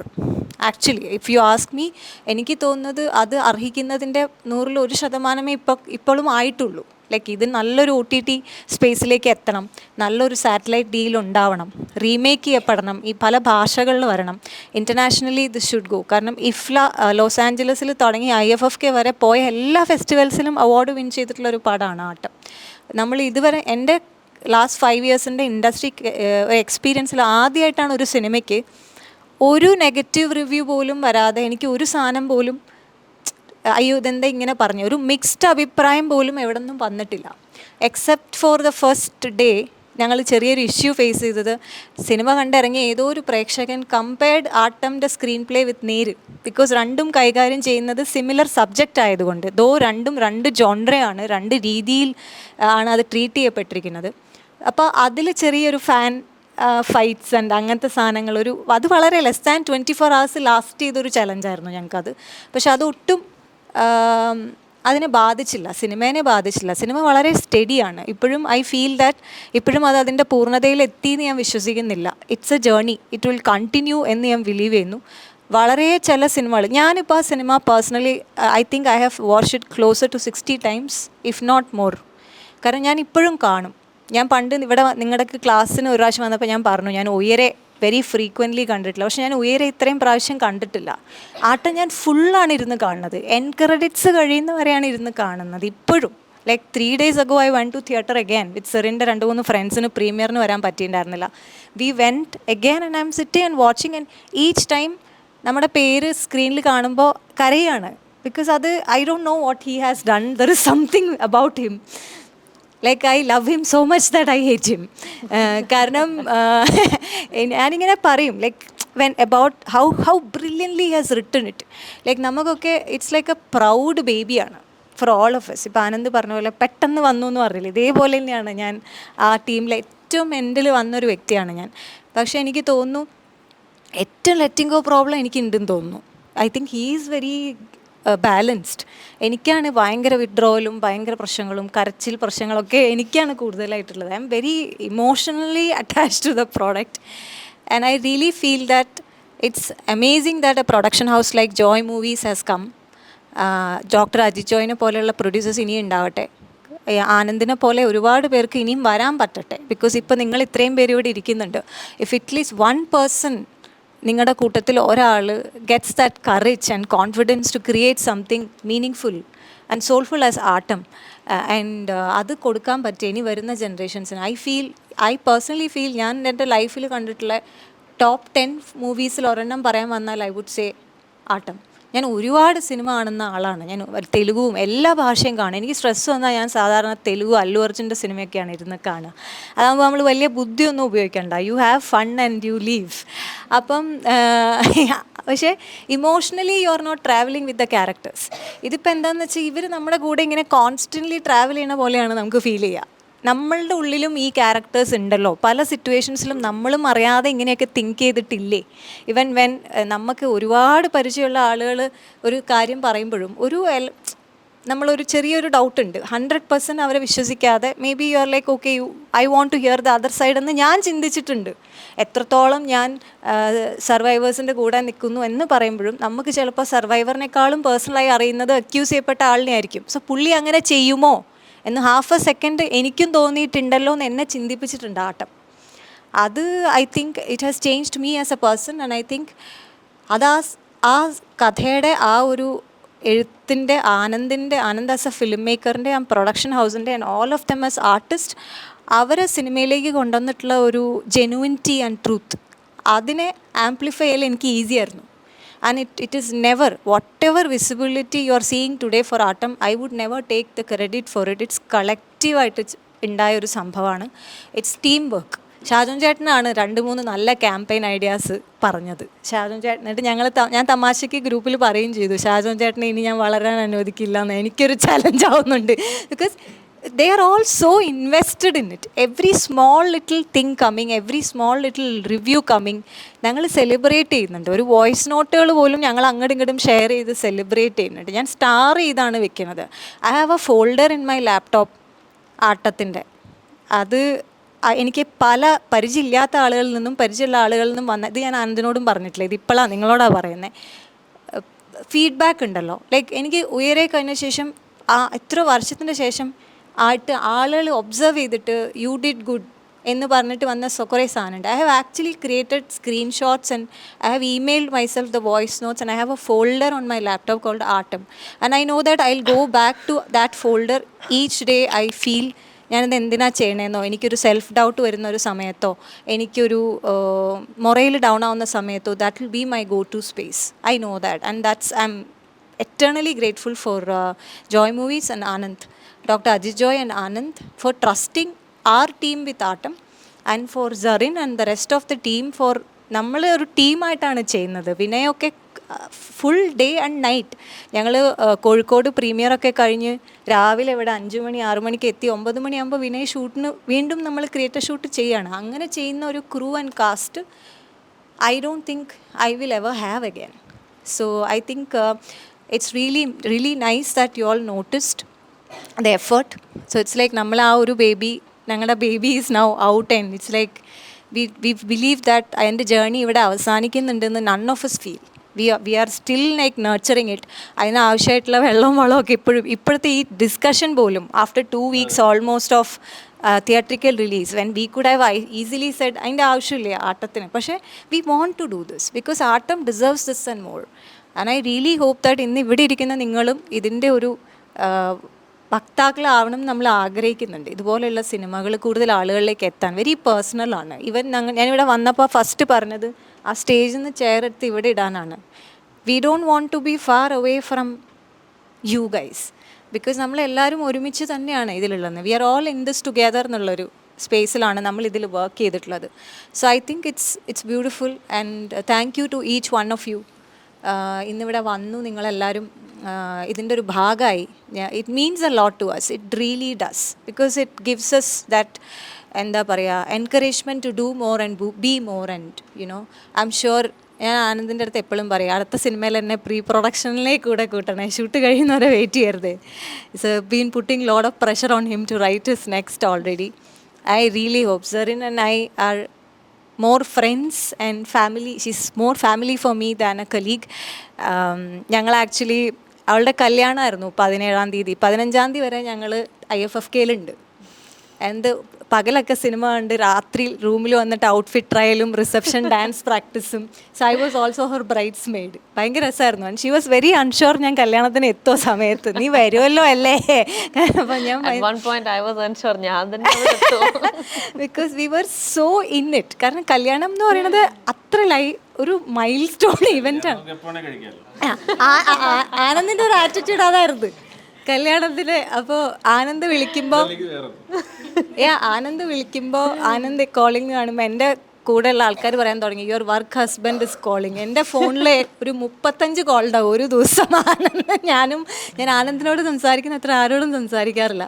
And there was this one day ഒരു ദിവസം കോള് വിളിച്ചിട്ടില്ല. ആനന്ദ് എന്നെ വിളിച്ചിട്ടില്ല, ഞാൻ ആനന്ദിനെ വിളിച്ചിട്ടില്ല. രാത്രി ഒരു 11:30 ആയപ്പോൾ ഞാൻ ആനന്ദിനെ വിളിച്ചിട്ട് പറഞ്ഞു, അങ്ങനെ ഒരു ദിവസം ഉണ്ടാവാൻ പാടില്ലല്ലോ, നമ്മൾ രണ്ടുപേരും ഒരു കോൾ പോലും ചെയ്യാത്ത ഒരു ദിവസം ആട്ടത്തിൻ്റെ ഹിസ്റ്ററിയിൽ ഉണ്ടാവരുത്. So before 12 o'clock I actually called him and we both laughed and we have had a very difficult day അന്ന്. സോ എനിക്ക് അങ്ങനെ ഒരു സില്യൺ മെമ്മറീസ് ഉണ്ട്. And like I said, Atom will travel with each one of us for the rest of our lives, and we do hope that at some point എപ്പോഴെങ്കിലൊക്കെ ഞങ്ങളുടെ അഞ്ജലിയും സുധീറേട്ടനും ജോളിയും എല്ലാം നിങ്ങളുടെ മൈൻഡിൽ വന്നു പോകുന്നത് തന്നെയാണ് ആനന്ദ് എന്നുള്ള ഫിലിം മേക്കറിൻ്റെ ഒരു സക്സസ് എന്ന് personally I believe. Thank you.